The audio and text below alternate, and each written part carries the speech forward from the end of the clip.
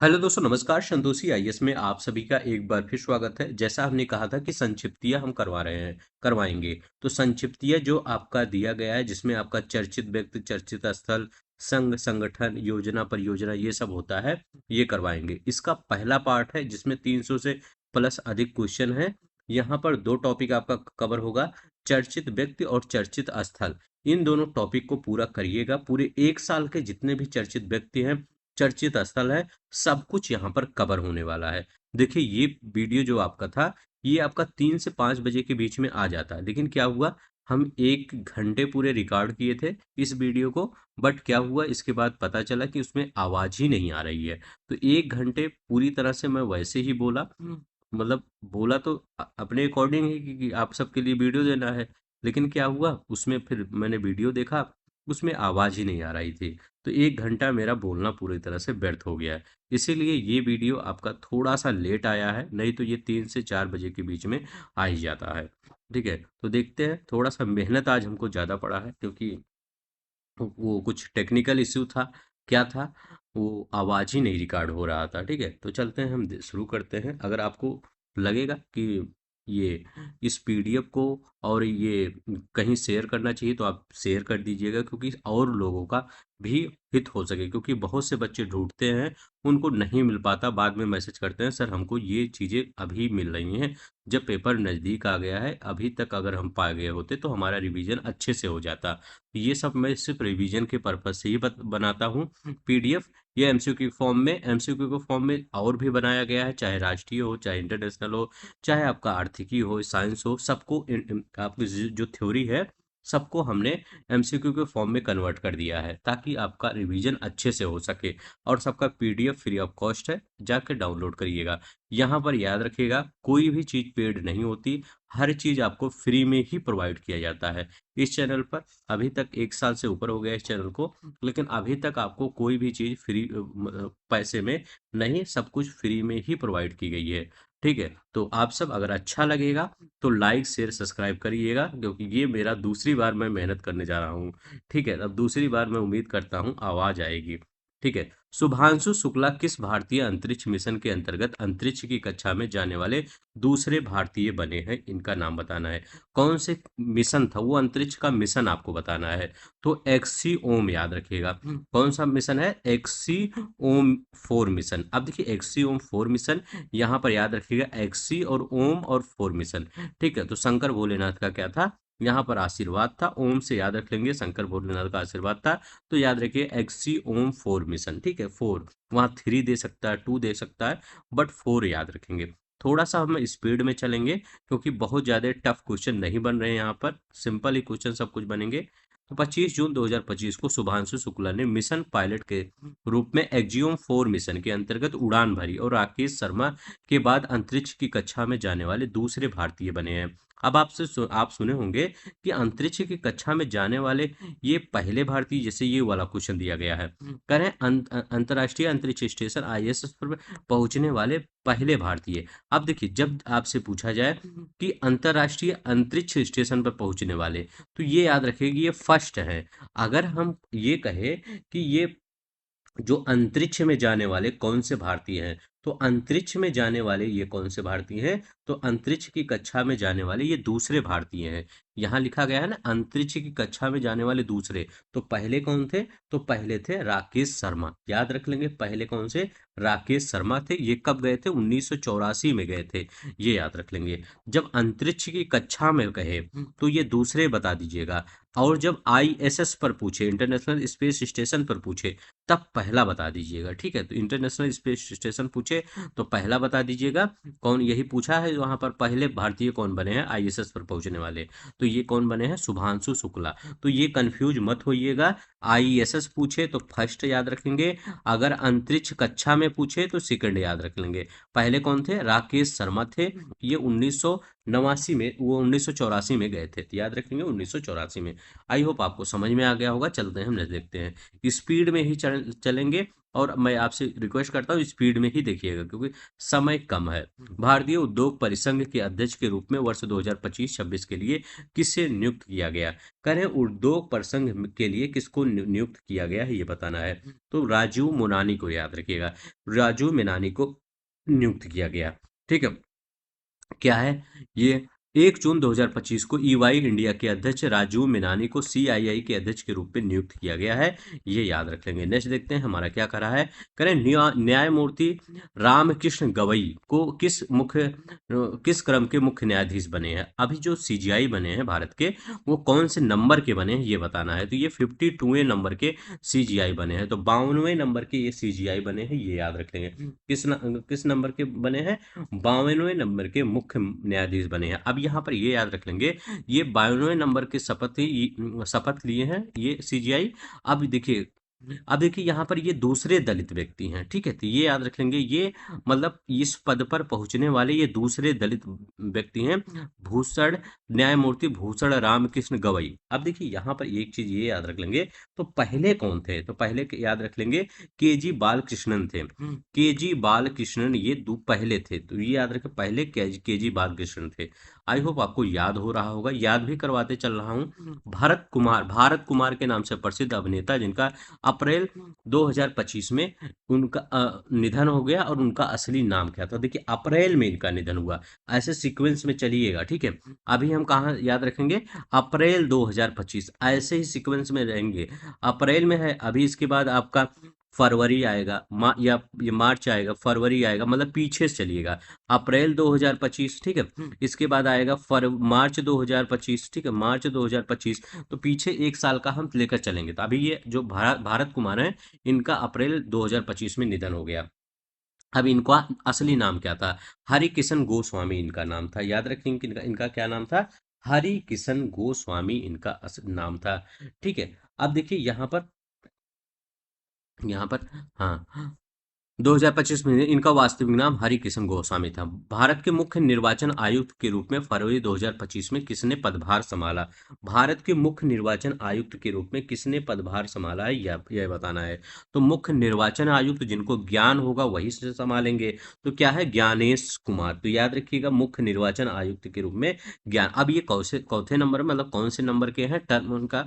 ये 26वें नंबर पे हैं। तो याद रखिएगा, अभी हम सीजीआई कब किस नंबर पे पढ़े थे? सीजीआई, तो सीजीआई हम 52वें नंबर पे पढ़े थे, और ये कौन से? 26 दुनाई 52 होता है। तो याद रखिएगा ज्ञानेश कुमार। तो इनको ज्ञान ज्यादा, जिनको देखिए मुख्य निर्वाचन आयुक्त किसको होना चाहिए? जिनको ज्ञान ज्यादा होगा, ठीक है। ज्ञान ज्यादा मतलब क्या है? क्योंकि सबसे इंपॉर्टेंट ये पोस्ट होती है मुख्य निर्वाचन। अगर आपका निर्वाचन गलत हो गया तो वो जो आपका जहां पर क्या होता है पीएम बैठते हैं, वो क्या होता, वो वहां पर कोई और चला जाएगा जिसको जाना नहीं चाहिए, ठीक है। तो वो क्या होगा? देश का बंटाधार हो जाएगा। तो इसीलिए क्या किया जाता है यहाँ पर कि ज्ञानेश कुमार, ज्ञान इनको, मतलब जो भी मैं ट्रिक बताऊं इसको रियल लाइफ से मत रिलेट किया करिए, थोड़ा सा याद ऐसे ही रखा करिए ताकि याद रहे, ठीक है। बताता हूं बस ऐसे, ठीक है। तो 19 फरवरी 2025 को ज्ञानेश कुमार 26वें मुख्य निर्वाचन आयुक्त, तो ज्ञान होना चाहिए ज्ञानेश कुमार को मुख्य निर्वाचन आयुक्त, बस, ठीक है, ऐसे याद करिए ताकि याद रहे बस। बी नारायण इसरो के अध्यक्ष बने हैं, उन्होंने किसका स्थान, मतलब उन रिप्लेस किसको किए हैं? तो किसको रिप्लेस किए हैं? जब चंद्रयान 3 लॉन्च हो रहा था, तो वहां पर देखिए कितने खुश थे वो, ठीक है। जब वो वीडियो देखेंगे आप, तो ये बहुत खुश थे क्योंकि इनके एक सफलता इनको मिली थी, देश के लिए सफलता मिली थी, इनकी खुद की सफलता मिली थी, एक व्यक्तिगत भी सफलता थी और देश की भी सफलता थी। तो याद रखिएगा एस सोमनाथ, याद रखेंगे कौन? एस सोमनाथ थी, ठीक है।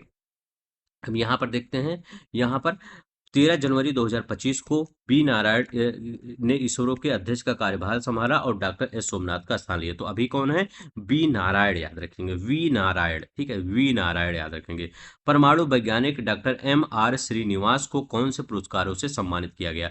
अब देखिए एम आर श्रीनिवास क्यों सुर्खियों में है? इनका निधन हो गया, ठीक है, याद रखेंगे, इनका निधन हो गया। अब देखिए ये इनका निधन कब हुआ? तो देखिए अप्रैल में उनका निधन हुआ था, ठीक है, वहां पर। अब यहाँ पर इनका निधन कब हुआ था? तो इनका निधन थोड़ा सा पहले हुआ है, ठीक है। तो इनका निधन कब हुआ है? ये हुआ है मई में, मई 2025 में। तो मई 2025 में, इसके बाद अप्रैल में उनका हुआ था, ठीक है। अप्रैल 2000, ये कैसे, क्यों मैं बता रहा हूँ? क्योंकि ऐसे क्वेश्चन पिछली बार में पूछा गया था। तो मई में किनका निधन हुआ है? RMR श्रीनिवास। अब देखिए MR श्रीनिवास बहुत बड़े वैज्ञानिक थे। ठीक है, इन ये बहुत ऊंचे पद पर जा चुके हैं, अंतर्राष्ट्रीय राष्ट्रीय ही नहीं अंतर्राष्ट्रीय पद पर भी जा चुके हैं। जैसे अंतर्राष्ट्रीय परमाणु ऊर्जा एजेंसी नहीं है, उसके वरिष्ठ सलाहकार रह चुके हैं। सोचिए कितनी बड़ी पोस्ट होगी। ये 1990 से 1992 तक इसके वरिष्ठ सलाहकार रह चुके हैं IAEA के। ठीक है, कहाँ पर आईईए का मुख्यालय है? आईएईए का मुख्यालय कहाँ पे है? तो आईईए का मुख्यालय कहाँ पर है? तो इसका मुख्यालय है वियना में। याद रखेंगे, ऑस्ट्रिया यूरोपियन कंट्री है, तो ऑस्ट्रिया के वियना में है। इनकी मृत्यु हो गई है। कब मृत्यु हुई है? 20 मई को। तो 20 मई को इनकी मृत्यु हो गई है, 20 मई 2025 को। अप्रैल में किसकी मृत्यु हुई थी? जो हरिकिशन जिसका नाम था, जिनका नाम भारत के नाम से जिनको जाना जाता था, उनकी मृत्यु हुई है अप्रैल में।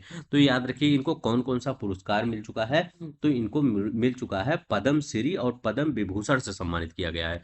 पद्म श्री पद्म विभूषण से इनको सम्मानित किया गया है, ये याद रखेंगे। चलते हैं नेक्स्ट देखते हैं। नेक्स्ट क्या कर रहे हैं? पद्मश्री पद्म विभूषण। देखिए 1984 में इनको पद्मश्री और 2015 में Padma Vibhushan second highest award इनको मिल चुका है। भारतीय रिजर्व बैंक के 26वें गवर्नर। अभी देखिए हमने निर्वाचन आयोग तो 26वां पढ़ा था, हमने 26वें गवर्नर पढ़े हैं। तो 26वें गवर्नर कौन बने हैं भारतीय रिजर्व बैंक? RBI के 26वें गवर्नर कौन बने हैं? तो RBI संजय मल्होत्रा। याद रखिएगा, मल्होत्रा संजय, तो याद रखिएगा जय। तो याद रखिए संजय मल्होत्रा RBI के 26वें। तो जिसके पास पैसा होगा वही उसी की जय बोली जाएगी। तो याद रखिएगा जय याद रखेंगे। ठीक है, संजय मल्होत्रा 26वें। अब देखिए नेक्स्ट देखते हैं। करें डॉक्टर मनमोहन सिंह वर्ष कैम्ब्रिज विश्वविद्यालय के एडम स्मिथ पुरस्कार प्राप्त किया। मतलब इन ये भी डॉक्टर मनमोहन सिंह क्यों सुर्खियों? क्योंकि अभी इनका निधन हो गया। तो याद रखिए इनका निधन कब हुआ? तो ये मई में किसका हुआ था? भारत, वो इनका R श्रीनिवास का हुआ था। इसके बाद अप्रैल में भारत का हुआ था। और मनमोहन सिंह जी का कब हुआ था? मनमोहन सिंह जी का हुआ था 26 दिसंबर 2024। तो 26 दिसंबर 2024। तो भारत के इतिहास के सबसे बड़े इकोनॉमिस्ट के रूप में जाने जाते हैं ये डॉक्टर मनमोहन सिंह। ठीक है, इनके मतलब इन्होंने जो काम कर दिया वो क्या सदियों तक याद रखा जाता है। तो ये इनको कब कब ये क्या क्या हुआ? तो याद रखेंगे 2004 से 2014 तक ये देश के प्रधानमंत्री भी रहे थे। 2 टर्म यूपीए की जब सरकार थी, तो ये क्या थे? ये प्रधानमंत्री के पद पे थे 2004 से 2014 तक।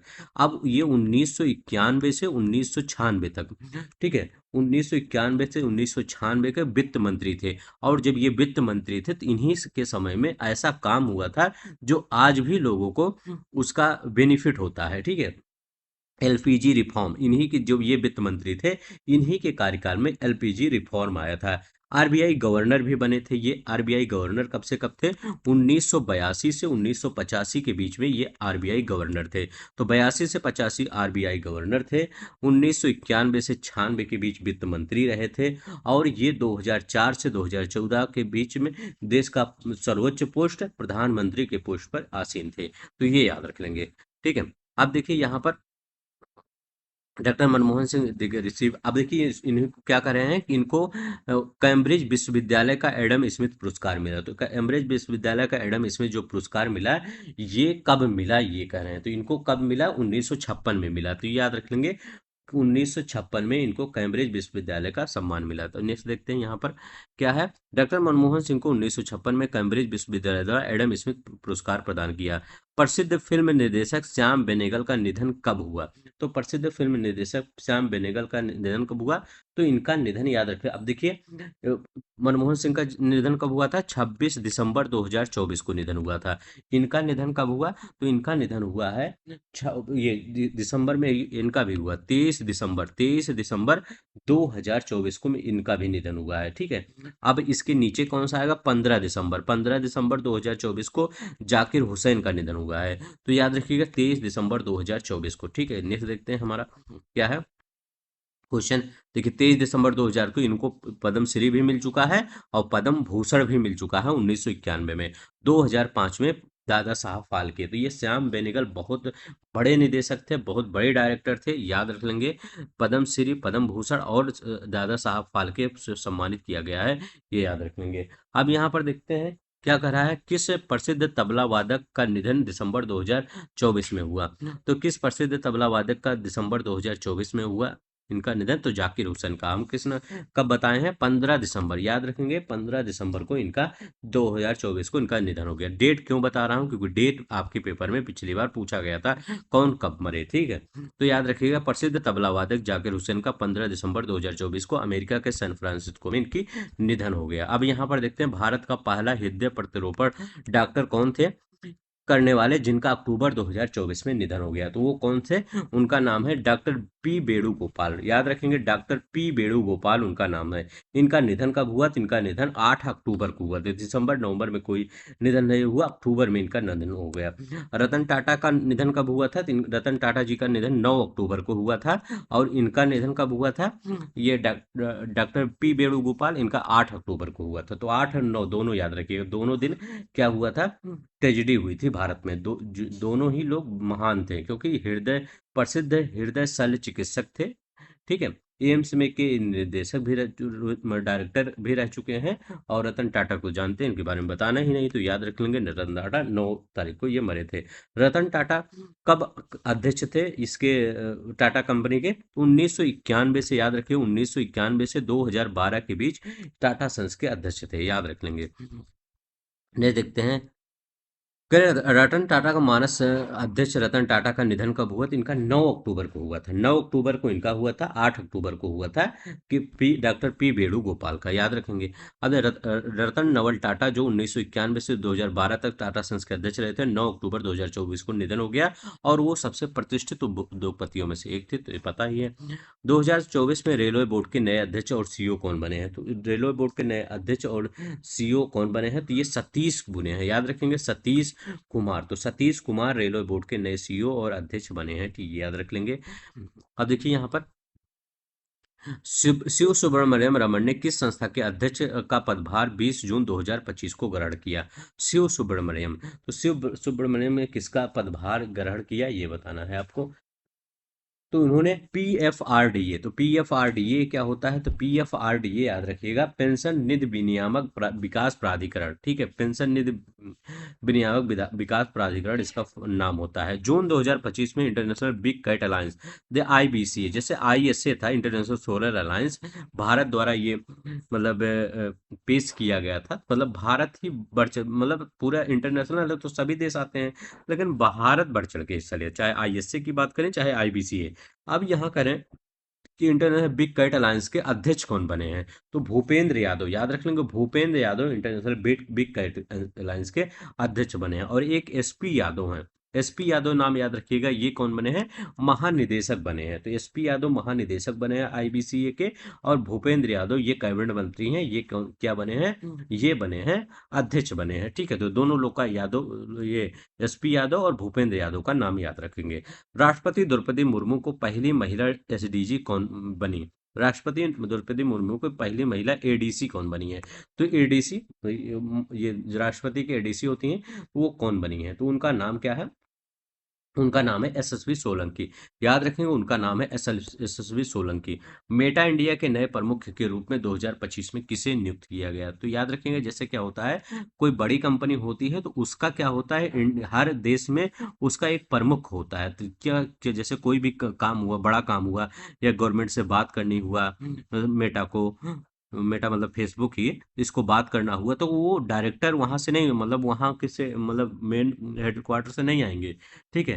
वो यहाँ के सब संभालेंगे, ठीक है, यहाँ के जो नियुक्त किए गए हैं।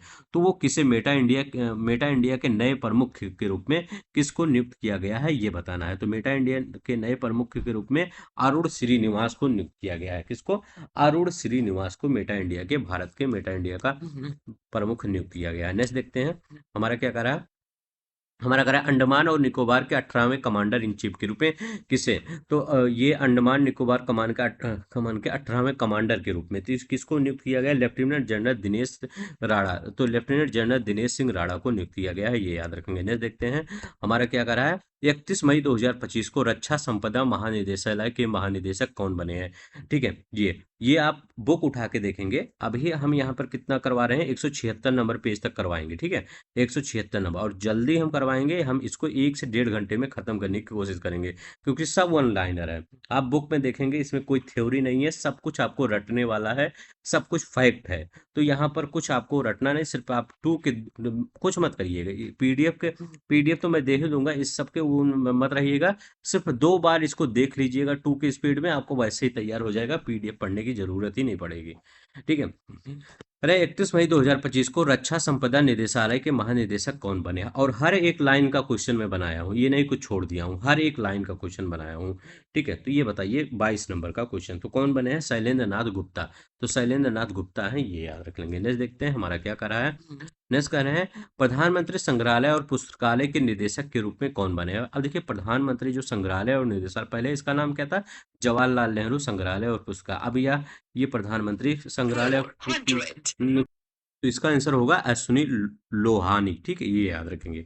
नेक्स्ट देखते हैं, कर उत्तर प्रदेश के कार्यवाहक पुलिस महानिदेशक के रूप में किसे नियुक्त किया गया?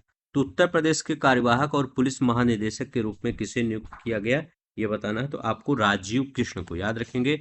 उत्तर प्रदेश के कार्यवाहक और पुलिस महानिदेशक के रूप में, डीजीपी के रूप में, किसको? राजीव कृष्ण को नियुक्त किया गया, तो ये याद रखेंगे। नेक्स्ट देखते हैं हमारा क्या कर रहा है। नेक्स्ट कर रहा है 15 मई 2025 को यूपीएससी के नए अध्यक्ष कौन बने हैं? तो यूपीएससी के नए अध्यक्ष डॉक्टर अजय कुमार बने हैं। याद रखेंगे, यूपीएससी के नए अध्यक्ष कौन बने हैं? डॉक्टर अजय कुमार बने हैं। नेक्स्ट देखते हैं हमारा क्या कर रहा है। करें, एनएफडीसी के नए प्रबंध निदेशक के रूप में 2000 मई 2025 में किसे नियुक्त किया गया? आप इसको एक टेस्ट के फॉर्म में ही लीजिए, देखिए कितना आपको आ रहा है। तो ये बताइए किसको नियुक्त किया गया है एनएफडीसी के नए प्रबंध के महानिदेशक के रूप में? ठीक है, तो ये किसको नियुक्त किया गया है? तो ये याद रखिए, प्रकाश मगदम को नियुक्त किया गया है। याद रखेंगे, प्रकाश मगदम को नियुक्त किया गया है। नहीं तो भारतीय वायुसेना के नए वाइस चीफ कौन बने हैं, उप प्रमुख कौन बने हैं, ये बताना है। वायुसेना ये कौन बने हैं? एयर मार्शल नरदेश्वर तिवारी बने हैं। याद रखिएगा, एयर मार्शल नरदेश्वर तिवारी बने हैं। नेक्स्ट देखते हैं, कह रहे हैं कि लोक सेवा समिति के अध्यक्ष के रूप में किसे बनाया गया? पीएससी कमेटी का अध्यक्ष किसको बनाया गया? लोक लेखा समिति का अध्यक्ष किसको बनाया गया है? तो ये किसे? केसी वेणुगोपाल को बनाया गया। याद रखें, केसी वेणुगोपाल को बनाया गया है। नेक्स्ट देखते हैं, करें, अंतर्राष्ट्रीय लोकतंत्र का चुनाव प्रबंधन संस्थान के निदेशक कौन बने हैं? तो ये कौन बने हैं? तो ये कौन बने हैं? ये राकेश वर्मा बने हैं। तो राकेश वर्मा बने हैं भारतीय अंतर्राष्ट्रीय लोकतंत्र और चुनाव प्रबंधन संस्थान के निदेशक। कह रहे हैं आशुतोष दीक्षित ने किस पद का 1 मई 2025 को पदभार ग्रहण किया? आशुतोष दीक्षित, बताना है कौन से पद पर इन्होंने पदभार ग्रहण किया है? तो ये कौन? प्रमुख एकीकृत रक्षा स्टाफ का पद ग्रहण किया है इन्होंने। ठीक है, नेक्स्ट देखते हैं क्या कहा है। कह रहा है ज्ञानेश्वर कुमार सिंह को किस संस्थान का महानिदेशक और सीईओ नियुक्त किया गया है? तो ज्ञानेश्वर कुमार सिंह को भारतीय कारपोरेट मामलों के संस्थान आईआईसीए के महानिदेशक और सीईओ नियुक्त किया गया है। तो आईआईसीए, ठीक है, ये याद रखना। नेक्स्ट देखते हैं क्या कह रहा है। कह रहा है कि मई 2025 में नालसा के कार्यकारी अध्यक्ष के रूप में किसे नियुक्त किया गया है? नालसा का जो कार्यकारी अध्यक्ष है, इसको किसको नियुक्त किया गया है? तो न्यायमूर्ति सूर्यकांत को नालसा का कार्यकारी अध्यक्ष के रूप में नियुक्त किया गया है। नेक्स्ट देखते हैं, मई 2025 में BRICS chamber of commerce and industry के अध्यक्ष कौन बने हैं? मई 2025 में BRICS chambers of commerce and industry के अध्यक्ष कौन बने हैं? ये कौन बने? हरवंश चावला बने हैं। याद रख लेंगे कौन बने हैं? हरवंश चावला बने हैं। नेक्स्ट देखते हैं, न्यायमूर्ति अरुण पल्ली ने किस उच्च न्यायालय के मुख्य न्यायाधीश के रूप में शपथ ली? न्यायमूर्ति अरुण पल्ली ने जम्मू कश्मीर और लद्दाख के मुख्य न्यायाधीश के रूप में शपथ ली। तो जम्मू और कश्मीर और लद्दाख के मुख्य न्यायाधीश के रूप में शपथ लिया किसने? शपथ लिया न्यायमूर्ति अरुणपल्ली, ठीक है, न्यायमूर्ति अरुणपल्ली ने किस उच्च न्यायालय के? जम्मू और कश्मीर के, ठीक है। प्रधानमंत्री नरेंद्र मोदी की नई निजी सचिव के रूप में किसने शपथ ग्रहण किया?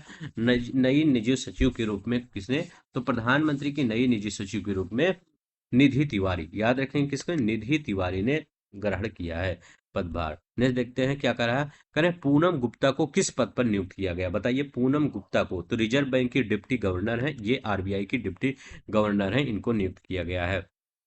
देखते हैं, 15 अप्रैल 2025 को विधि आयोग का अध्यक्ष किसे नियुक्त किया गया? तो 15 अप्रैल 2025 को विधि आयोग का जो अध्यक्ष है, ये किसको नियुक्त किया गया है? तो याद रखिएगा, ये विधि आयोग के अध्यक्ष कौन है? दिनेश में ये महेश्वरी, तो याद रखेंगे उच्चतम न्यायालय के पूर्व न्यायाधीश और 23वें विधि आयोग, याद रखिए कौन सा विधि आयोग? 23वें विधि आयोग, ठीक है। इसके अध्यक्ष कौन है? दिनेश महेश्वरी, ठीक है। नेक्स्ट देखते हैं, करें, उच्चतम न्यायालय ने 17 मार्च 2025 को किसे न्यायाधीश नियुक्त किया है? तो किसने न्यायाधीश किया? तो न्यायमूर्ति जयमाल्या बागची, याद रखेंगे, न्यायमूर्ति जयमाल्या बागची। नेक्स्ट देखते हैं क्या करा है। भारत की पहली महिला विधि सचिव कौन बनी है? पहली महिला विधि सचिव कौन बनी है? तो पहली महिला विधि सचिव बनकर अंजू राठी राणा, अंजू राठी राणा पहली महिला विधि सचिव बनी है। नेक्स्ट देखते हैं, कह रहे हैं मार्च 2025 में किसके कार्यकाल को भारत के मुख्य आर्थिक सलाहकार के रूप में 2 वर्ष के लिए बढ़ाया गया? तो किसके कार्यकाल को 2 वर्ष के लिए बढ़ाया गया? डॉक्टर बी अनंत नागेश्वर को, तो याद रखिएगा डॉक्टर बी अनंत नागेश्वर को के कार्यकाल को बढ़ाया गया। करें, 11 मार्च 2025 को रक्षा लेखा नियंत्रक सीजीडीए के रूप में पदभार किसने ग्रहण किया? सीजीडीए के रूप में पदभार किसने ग्रहण किया? मयंक शर्मा ने, डॉक्टर मयंक शर्मा ने, ये याद रखेंगे। नेक्स्ट देखते हैं हमारा क्या कर रहा है। नेक्स्ट कह रहा है कि सरकारी ई मार्केट प्लेस के नए सीईओ के रूप में किसे नियुक्त किया गया? सरकारी ई मार्केट प्लेस के नए सीईओ के रूप में किसको नियुक्त किया गया? सरकारी ई मार्केट प्लेस जिसको जेम बोलते हैं, किसको नियुक्त किया गया? अजय भादु होंगे यहाँ पे शायद, हाँ, अजय भादु होंगे, अजय भादु को नियुक्त किया गया। नेक्स्ट देखते हैं, मार्च 2025 में भारतीय बैंक संघ के सीईओ कौन बने हैं? भारतीय बैंक संघ के कार्यकारी अध्यक्ष कौन बने हैं? ये अतुल कुमार गोयल बने हैं, तो याद रखेंगे अतुल कुमार गोयल बने हैं। नेक्स्ट देखते हैं क्या करा है। करें, अंतरराष्ट्रीय सौर संगठन के तीसरे महानिदेशक कौन बने हैं? अंतरराष्ट्रीय सौर सौर गठबंधन आईएसए के तीसरे महानिदेशक कौन बने हैं, ये बताना है। तो तीसरे महानिदेशक आशीष खन्ना बने हैं, आशीष खन्ना तीसरे महानिदेशक बने हैं, ठीक है। नेक्स्ट देखते हैं हमारा क्या कर रहा है। करें, जीएसएमए बोर्ड के अध्यक्ष के रूप में किसे चुना गया है? जीएसएमए, तो गोपाल विट्ठल को जीएसएमए के बोर्ड के अध्यक्ष के रूप में चुना गया है, ये याद रखें। फरवरी 2025 में भारत के नए चुनाव आयुक्त कौन बने हैं? फरवरी 2025 में भारत के नए चुनाव आयुक्त, तो भारत के नए चुनाव आयुक्त कौन बने हैं? डॉक्टर विवेक जोशी बने हैं, याद रखेंगे विवेक जोशी नए चुनाव आयुक्त हैं। नेक्स्ट देखते हैं, करें, आईओआरए के नए महासचिव कौन बने हैं? आईओआरए, हिंद महासागर rim association, Indian ocean rim association इसका फुल फॉर्म होता है। करें, इसके महासचिव कौन बने हैं? तो संजीव रंजन, याद रखेंगे संजीव रंजन इसके महासचिव बने हैं आईओआरए के। जनवरी 2025 में सुप्रीम कोर्ट के नए न्यायाधीश कौन बने हैं? तो जनवरी 2025 में सुप्रीम कोर्ट के नए न्यायाधीश कौन बने हैं? न्यायमूर्ति कृष्ण विनोद चंद्रन, याद रखेंगे न्यायमूर्ति कृष्ण विनोद चंद्रन ये बने हैं। नेक्स्ट देखते हैं, मार्च 2025 में सेबी के अध्यक्ष, बहुत ही सिंपल है क्वेश्चन, बहुत बार पढ़े होंगे, सेबी तुहिन कांत पांडे, तुहिन बने गए हैं, याद रखेंगे तुहिन बने हैं। फरवरी 2025 में प्रधानमंत्री के द्वितीय प्रधान सचिव कौन नियुक्त बने है? फरवरी 2025 में प्रधानमंत्री के द्वितीय प्रधान सचिव कौन बने हैं? द्वितीय प्रधान सचिव आरबीआई के पूर्व गवर्नर शक्तिकांत दास बने हैं, याद रखेंगे शक्तिकांत दास है। नेक्स्ट देखते हैं, बीसीसीआई के लोकपाल और नैतिकता अधिकारी कौन बने हैं? लोकपाल और नैतिकता अधिकारी कौन बने हैं, ये बताना है। तो ये कौन बने हैं? न्यायमूर्ति अरुण मिश्रा, याद रखेंगे न्यायमूर्ति अरुण मिश्रा बने हैं। नेक्स्ट देखते हैं, सीआरपीएफ के नए डीजी कौन बने हैं? सीआरपीएफ के नए डीजी कौन बने हैं? तो सीआरपीएफ के नए डीजी ज्ञानेंद्र प्रताप सिंह, ज्ञानेंद्र प्रताप सिंह सीआरपीएफ के नए डीजी बने हैं। उड़ीसा के नए राज्यपाल कौन बने हैं? तो उड़ीसा के नए राज्यपाल कौन बने हैं? आरिफ मोहम्मद खान, याद रखेंगे, सॉरी ये तो बिहार के हैं, उड़ीसा के पूछ रहे हैं। तो उड़ीसा के राज्यपाल कौन बने? हरि बाबू कुंभनपति। हरि बाबू कुंभनपति ये उड़ीसा के बने हैं। ठीक है, याद रखेंगे, हरि बाबू कुंभनपति ये उड़ीसा के राज्यपाल के रूप में शपथ लिया है। अगर बिहार के राज्यपाल तो आरिफ मोहम्मद खान, पहले ये केरला के थे। ठीक है, अब इनको बना दिया गया है यहाँ का, बिहार का। तो बिहार के राज्यपाल कौन बने हैं? आरिफ मोहम्मद खान। यूडीआई के सीईओ, आधार कार्ड वाला। ठीक है, इसके सीईओ कौन बने हैं? तो यूडीआई ये आधार, ये मतलब यूआईडीएआई के सीईओ कौन बने हैं, ये बताना है। तो बताइए, यूआईडी के ये भुवनेश्वर, याद रखिए, भुवनेश कुमार, भुवनेश्वर नहीं, भुवनेश कुमार बने हैं। याद रखिए, आधार कार्ड भुवनेश्वर कुमार से नाम याद रख लेंगे। ठीक है, क्रिकेटर, ताकि याद रहे, आधार कार्ड भुवनेश्वर कुमार। ठीक है, एनएचआरसी के अध्यक्ष कौन बने हैं? ठीक है, राष्ट्रीय मानव अधिकार आयोग, ये इंपॉर्टेंट है, याद रख लेंगे, ये 3 स्टार लगाइएगा। राष्ट्रीय मानव अधिकार आयोग के अध्यक्ष कौन बने हैं? न्यायमूर्ति बी रामा सुब्रमण्यम। ठीक है, तो न्यायमूर्ति बी रामा सुब्रमण्यम ये बने हैं। नेक्स्ट देखते हैं हमारा क्या कर रहा है। कह रहे हैं मिजोरम के नए राज्यपाल कौन बने हैं? मिजोरम के राज्यपाल डॉक्टर बी के सिंह बने हैं। तो याद रखिएगा, जनरल डॉक्टर बी के सिंह बने हैं, ये याद रखिएगा। महाराष्ट्र विधानसभा के रूप में किसने दूसरी बार शपथ ली? महाराष्ट्र के विधानसभा के रूप में किसने दूसरी बार शपथ ली? तो इन्होंने, किसने? भारतीय जनता पार्टी के कहाँ के विधायक हैं? ये कोलाबा के से विधायक है, दूसरी बार महाराष्ट्र के विधान सभा अध्यक्ष। याद रखिएगा कौन है?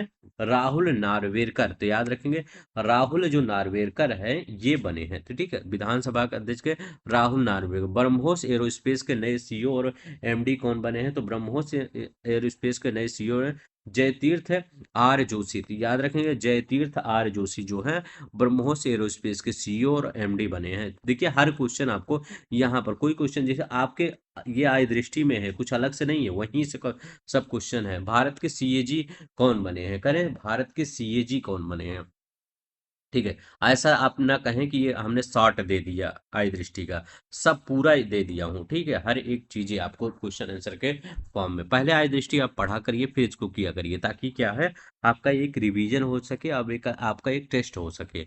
भारत के नए सीएजी महाले, देखिए, आप 15 मिनट में पढ़ डालिए जितना भी पेज रहता है, इसके बाद आप करिए। ठीक है, तब आपको ज्यादा कॉन्फिडेंस डेवलप होगा। भारत के नए सीएजी कौन बने हैं, ये बताना है। तो भारत के नए सीएजी कौन बने हैं? महालेखा परीक्षक, जिनको बोला जाता है, तो ये कौन बने हैं? ये भारत के के संजय मूर्ति बने हैं। तो याद रखेंगे, के संजय मूर्ति भारत के नियंत्रक और महालेखा परीक्षक का पदभार ग्रहण किया है। एनसीडब्ल्यू की नवीं अध्यक्ष कौन बनी है? राष्ट्रीय महिला आयोग, बहुत इंपॉर्टेंट है, 3 स्टार लगाइएगा। क्या लगाएंगे इसमें? 3 स्टार लगाएंगे। अभी हमने 3 स्टार कहाँ पे लगाया था?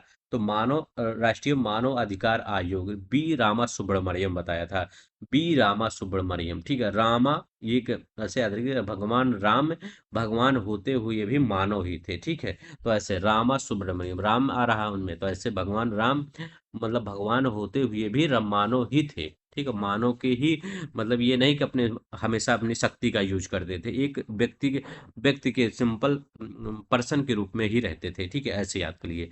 तो रामा सुब्रमण्यम।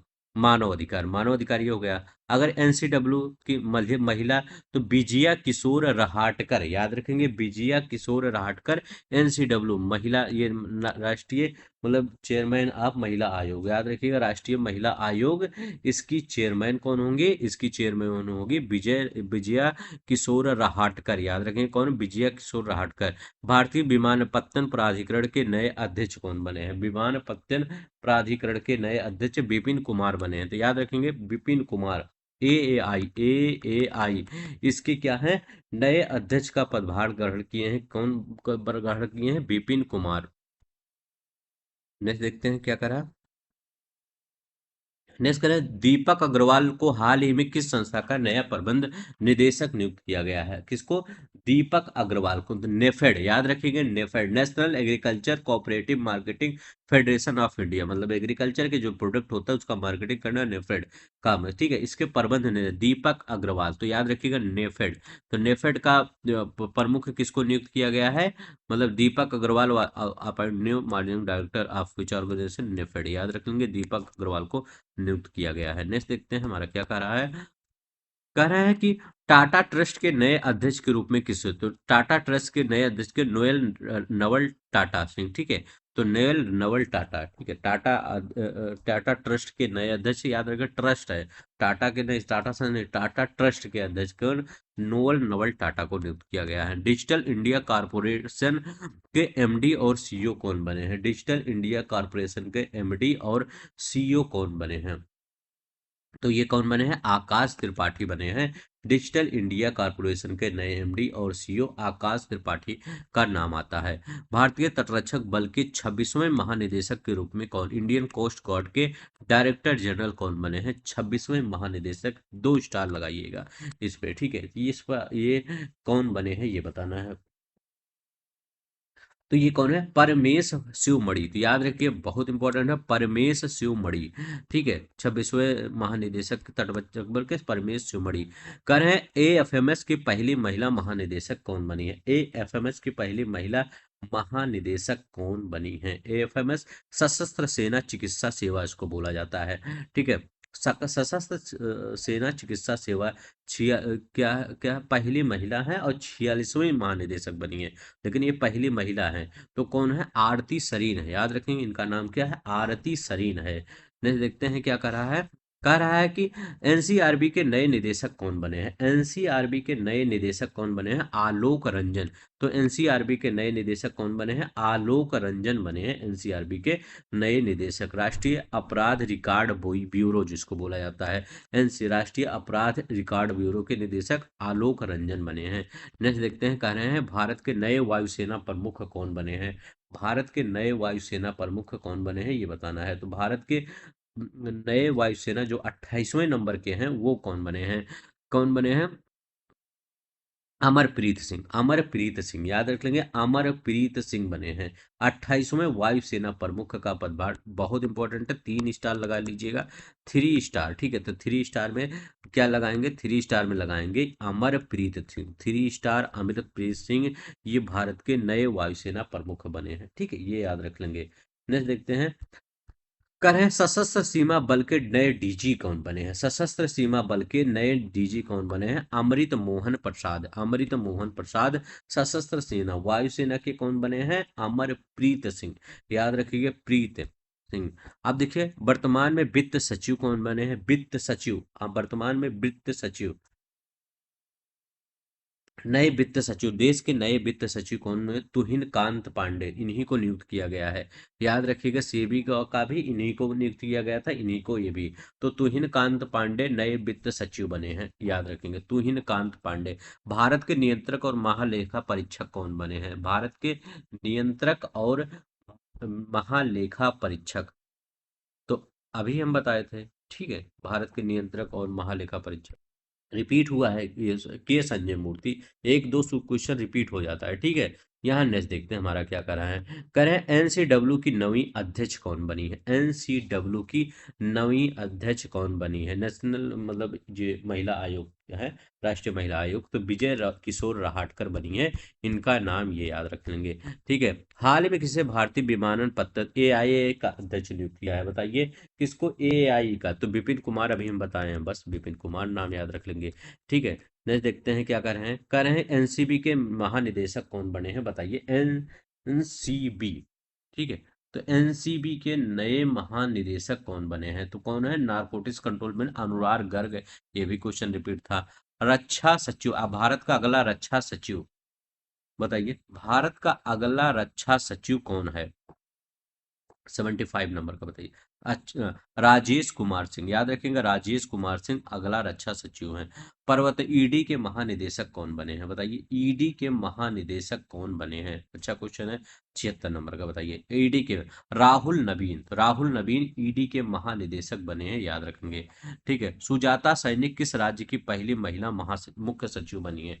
सुजाता सैनिक, तो महाराष्ट्र की, तो याद रखिए सुजाता सैनिक किस राज्य की पहली महिला मुख्य सचिव बनी है? महाराष्ट्र की, ठीक है, ये याद रखेंगे। करें एनएसजी के महानिदेशक कौन बने हैं? एनएसजी के महानिदेशक कौन बने हैं? तो वी श्रीनिवासन, याद रखेंगे। एनएसजी के महानिदेशक कौन बने हैं? वी श्रीनिवासन एनएसजी के महानिदेशक बने हैं। एनएसजी के महानिदेशक कौन बने हैं? वी श्रीनिवासन एनएसजी के महानिदेशक बने हैं। ठीक है,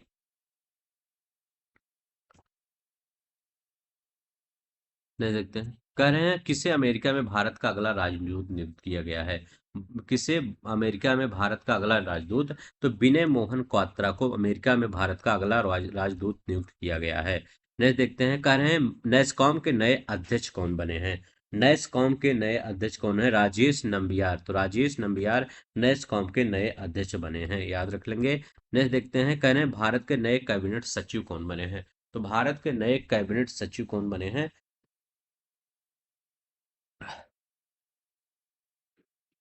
तो अभी हम लोग इसको बताए ही थे। टीबी सोमनाथन, याद रखें क्या है? टीबी सोमनाथन। नहीं देखते हैं। कह रहे बीएसएफ के नए महानिदेशक, 3 स्टार, याद रखेंगे। बीएसएफ के नए महानिदेशक कौन बने हैं ये बताना है। तो कौन बने हैं बीएसएफ के नए महानिदेशक?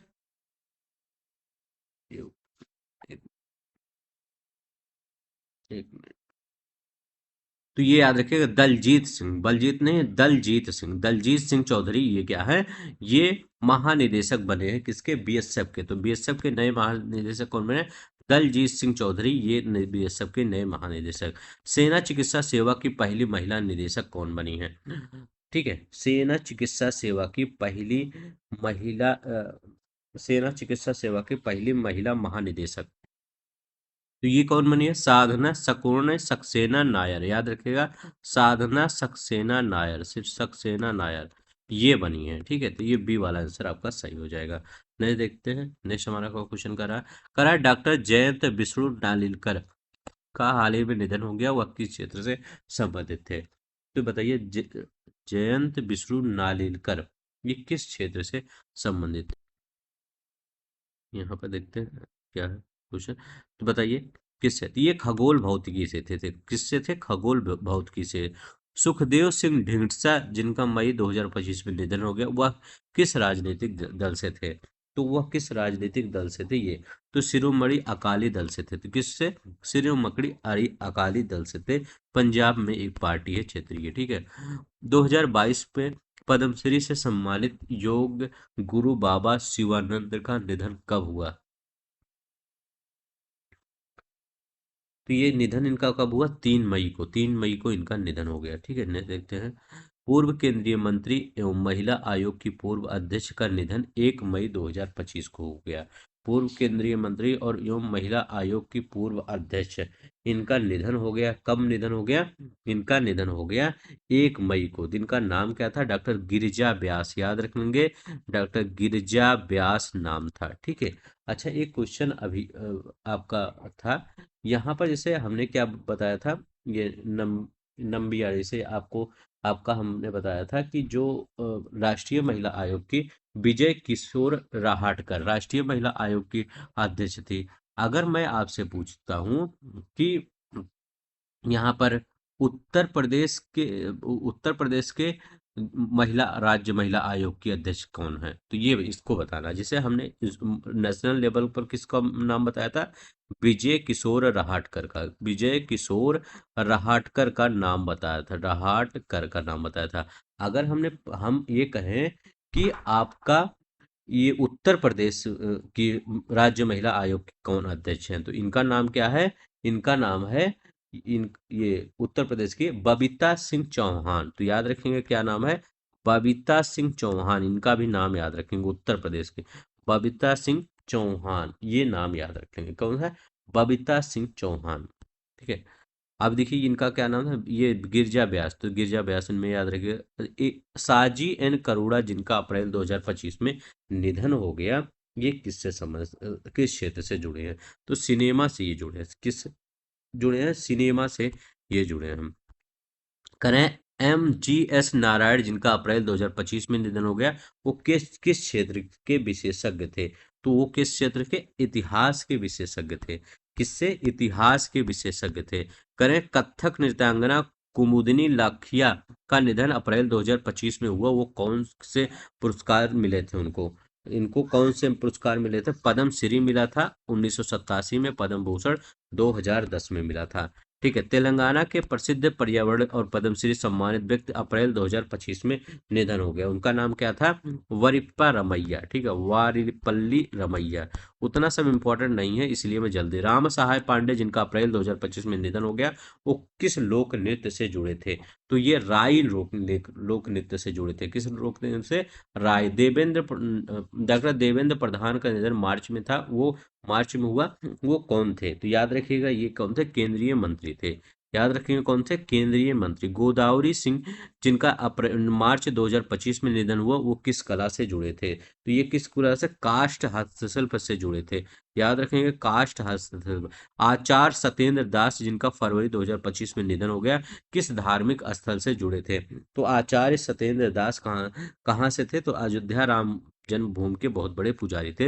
याद रखिएगा, राम जन्मभूमि, आचार्य सत्येंद्र दास। ठीक है। याद है, देश के किस पूर्व मुख्य चुनाव आयुक्त का फरवरी 2025 में नियुक्त हो गया? तो मृत्यु हो गया। तो नवीन चावला का। ठीक है, याद रखें किसका? नवीन चावला का।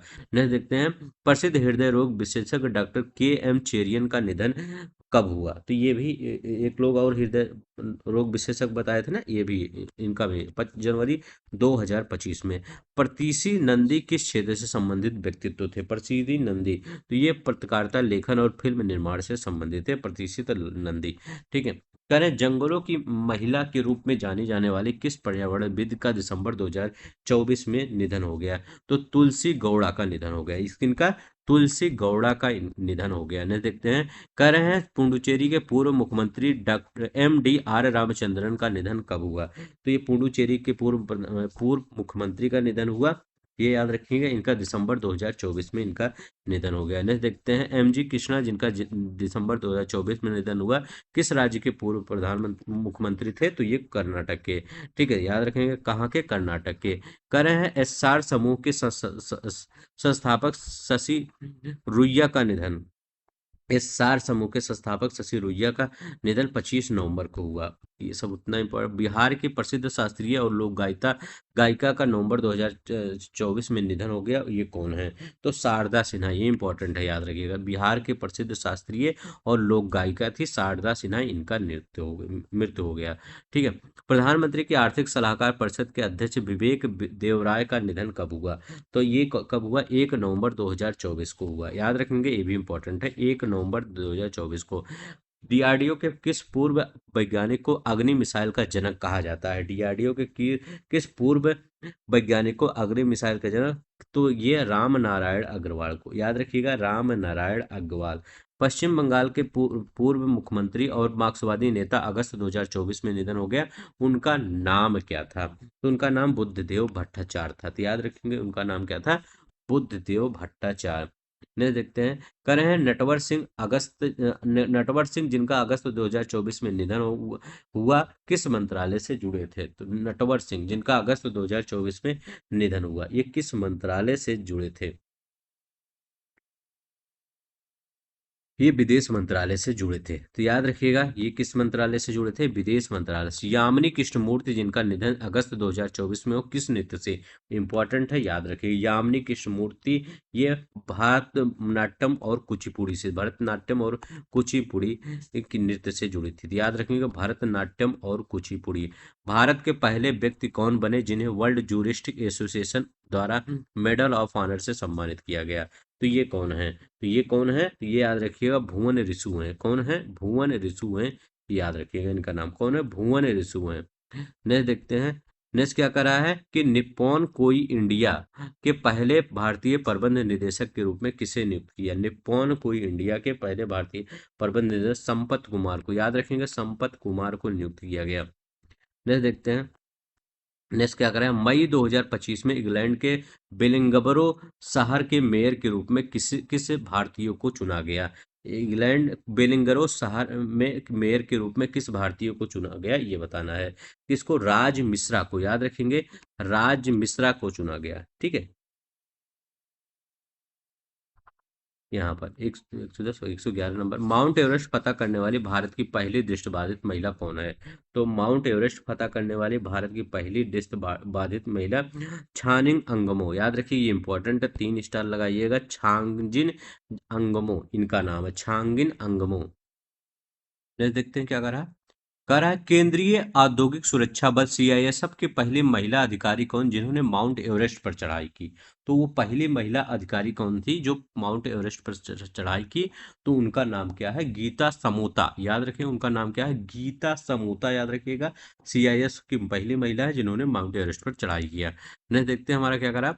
जून 2025 में मालदीव की पर्यटन राजदूत के रूप में किस बॉलीवुड अभिनेत्री को चुना गया? तो ये 2 जून 2025 को बॉलीवुड अभिनेत्री को चुना गया है यहाँ पर। तो ये कटरीना कैफ है, याद रखेंगे इनका नाम कटरीना कैफ है। मिस वर्ल्ड ह्यूमैनिटेरियन अवार्ड 2025 किस भारतीय अभिनेता को चुना गया है? मिस वर्ल्ड ह्यूमैनिटेरियन अवार्ड, तो ये सोनू सूद को, तो याद रखेंगे सोनू सूद को चुना गया, ठीक है। मिस वर्ल्ड ह्यूमैनिटेरियन अवार्ड, ठीक है। तो याद रखेंगे मिस वर्ल्ड मानवतावादी पुरस्कार किसको चुना गया है? सोनू सूद को। अब क्या कर रहा है। ड्रीम टेक्नोलॉजी की पहली भारतीय ब्रांड एम्बेसडर कौन बनी है? तो ड्रीम टेक्नोलॉजी की पहली भारतीय ब्रांड एम्बेसडर कौन बनी है? तो इनका नाम कीर्ति सैनन है, याद रखेंगे कीर्ति सैनन है। तो कीर्ति सैनन याद रखेंगे। कौन? कटरीना कैफ आई थी मालदीव पर्यटन की, और ये कीर्ति सैनन ड्रीम टेक्नोलॉजी, याद रखेंगे। अप्रैल 2025 में प्रसिद्ध लग्जरी फैशन हाउस चैनल की पहली भारतीय एम्बेसडर कौन बनी है? ठीक है। फैशन प्रसिद्ध लग्जरी फैशन हाउस चैनल की भारतीय एम्बेसडर कौन बनी है? ये कौन बनी है बताइए। तो ये अनन्या पांडे बनी है, तो अनन्या पांडे बनी है, याद रखेंगे कौन? अनन्या पांडे। नेक्स्ट देखते हैं। कह रहे हैं कि अप्रैल 2025 में फ्रांस सरकार द्वारा पायल कपाड़िया को किस प्रतिष्ठित अवार्ड से सम्मानित किया गया? बहुत इंपॉर्टेंट क्वेश्चन है, ये आ भी सकता है आपके पेपर में। तो ये किसके? ऑफिशियल डांस अल एड्रेस आर्ट एंड एट डेस लेटेस्ट लेट्रेस, ठीक है, इससे सम्मानित किया गया। सी वाला आंसर आपका सही हो जाएगा। नेक्स्ट देखते हैं क्या कर रहा है। कह रहे हैं कि फ्रेड डारिंगटन ब्रिटिश सैंड मास्टर पुरस्कार प्राप्त करने वाले भारतीय कौन बने हैं? तो ये कौन बने हैं? सुदर्शन पटनायक बने हैं। तो याद रख लेंगे ये कौन बने हैं? Sudarshan Patnaik. Darington British sand master पुरस्कार प्राप्त करने वाले पहले भारतीय बने हैं सुदर्शन पटनायक। ने देखते हैं। करें रामसर पुरस्कार जीतने वाली पहली भारतीय महिला कौन बनी है? रामसर पुरस्कार जीतने वाली पहली भारतीय महिला डॉक्टर जयश्री वेंकटेशन, ठीक है, तो याद रखेंगे जयश्री वेंकटेशन बनी है ये।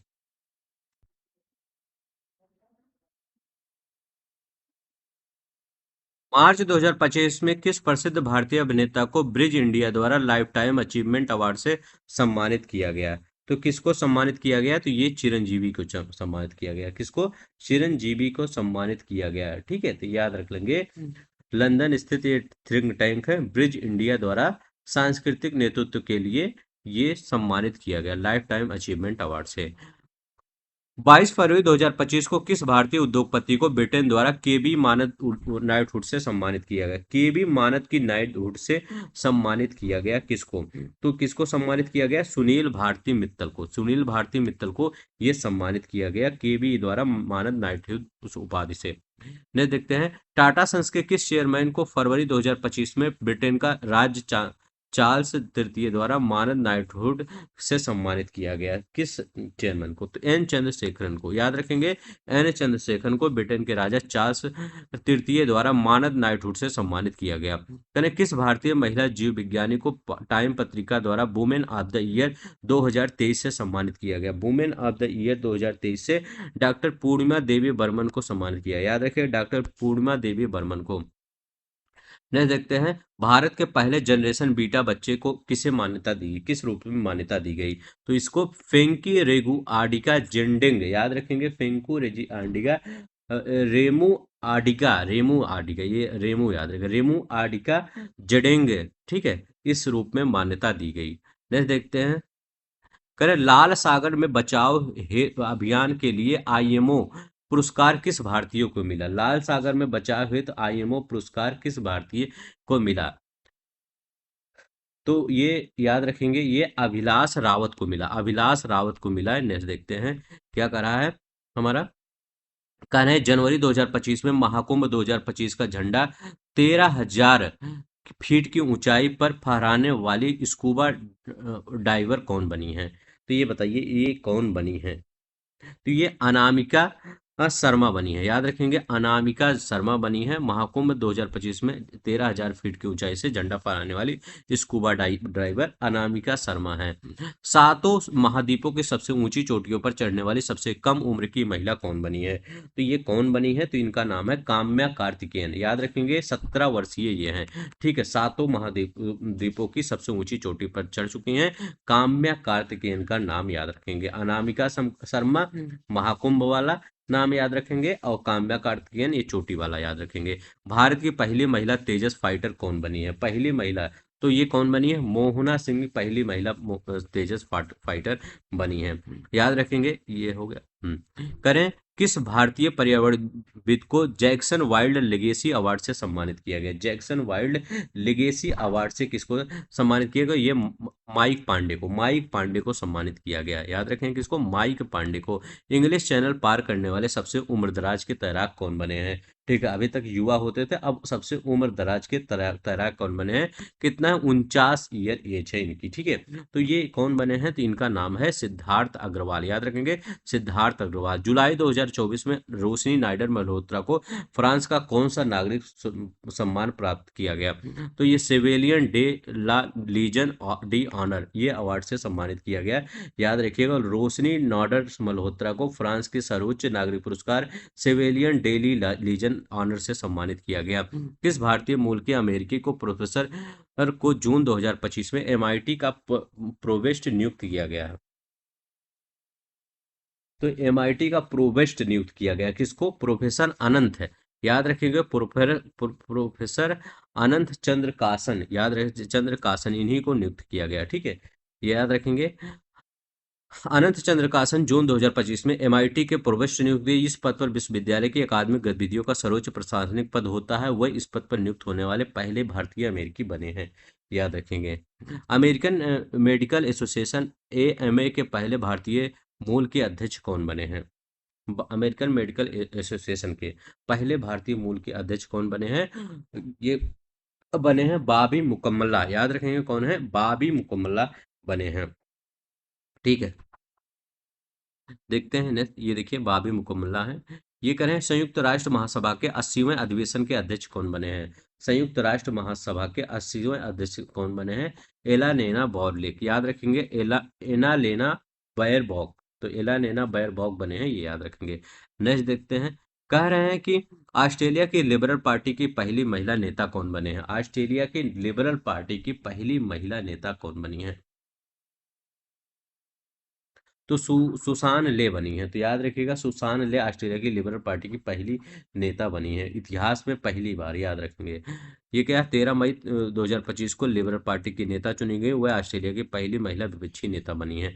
पोप फ्रांसिस के उत्तराधिकारी कौन बने हैं? तो पोप फ्रांसिस के उत्तराधिकारी रॉबर्ट फ्रांसिस प्रोविस्ट बने हैं। तो रॉबर्ट फ्रांसिस प्रोविस्ट बने हैं। ये 14वें नाम से जो पोप लियो 14 के नाम से जाने जाएंगे। ये याद रखेंगे पोप लियो 14 के नाम से। नेक्स्ट देखते हैं।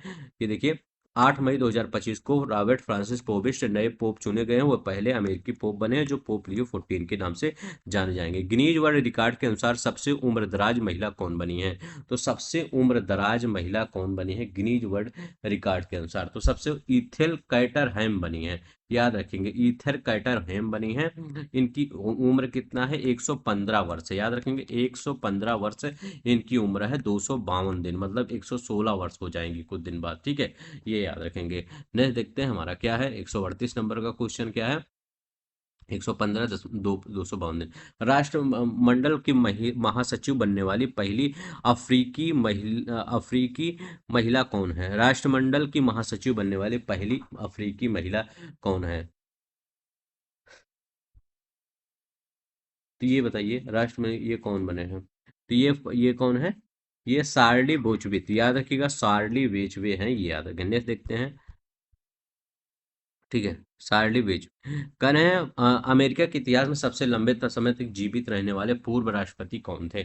अमेरिका के तो जिमी कार्टर, याद रखिएगा, जिमी कार्टर बहुत प्रसिद्ध थे, याद रखिएगा। कब इससे कब ये थे? तो ये 1977 से 1981 के बीच में थे, ठीक है। राष्ट्रपति, ठीक, 39वें राष्ट्रपति थे ये। 2002 में इनको नोबेल शांति पुरस्कार प्रदान किया गया था, तो 2002 में इनको नोबेल शांति पुरस्कार प्रदान किया गया। इनकी ऑडियो बुक एक याद रखेंगे, last Sundays in Plains the centennial celebration, ठीक है, इनकी बुक थी, ठीक है। सबसे उम्रदराज राष्ट्रपति थे अमेरिका इतिहास के, जो अभी निधन हो गया। किसे वर्ष 2025 में ग्रेमी बेस्ट ऑडियो बुक स्टोलियर अवार्ड मिला? तो किसे मिला? तो इसको किसको मिला? जिमी, ये किसको मिला है? जिमी कार्टन को, याद रखिएगा। 2025 में जिमी कार्टन को ये सर्वश्रेष्ठ बुक ग्रैमी प्रदान किया गया था। इन्हीं की यही बुक है जो बता रहा था अभी। यहाँ पर देखते हैं, यूरोपीय परिषद के अध्यक्ष के रूप में किसे नियुक्त किया गया? कह रहे हैं यूरोपीय परिषद के अध्यक्ष के रूप में एंटोनियो कोस्ट, याद रखिए, एंटोनियो कोस्टा को नियुक्त किया गया। एंटोनियो कोस्टा को यूरोपीय परिषद के अध्यक्ष के रूप में नियुक्त किया गया, ठीक है। पुर्तगाल के प्रमुख पूर्व प्रधानमंत्री एंटोनियो कोस्टा को 1 दिसंबर 2024 को मिशेल चार्ल्स मिशेल का स्थान लेते हुए यूरोपीय परिषद के अध्यक्ष के रूप में नियुक्त हुए। मॉरिशस के प्रधानमंत्री कौन बने हैं? तो याद रखिएगा, नवीन चंद्र राम गुलाम, याद रखेंगे, नवीन चंद्र राम गुलाब, बी वाला आंसर सही हो जाएगा। नवीन चंद्र राम गुलाब ये बने, किसका स्थान लिए?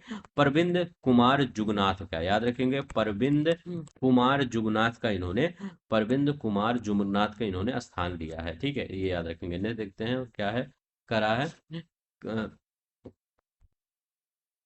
जापान के नए प्रधानमंत्री के रूप में किसे नियुक्त किया गया है? तो जापान के नए प्रधानमंत्री को शिगोरी इसुबा को नियुक्त किया गया है, याद रखेंगे, शिगोरी इसुबा को जापान के नए प्रधानमंत्री के रूप में उन्होंने फ्यूमो किसीदा का स्थान लिया है। श्रीलंका के प्रधानमंत्री के रूप में सितंबर 2024 में किसी ने शपथ लिया?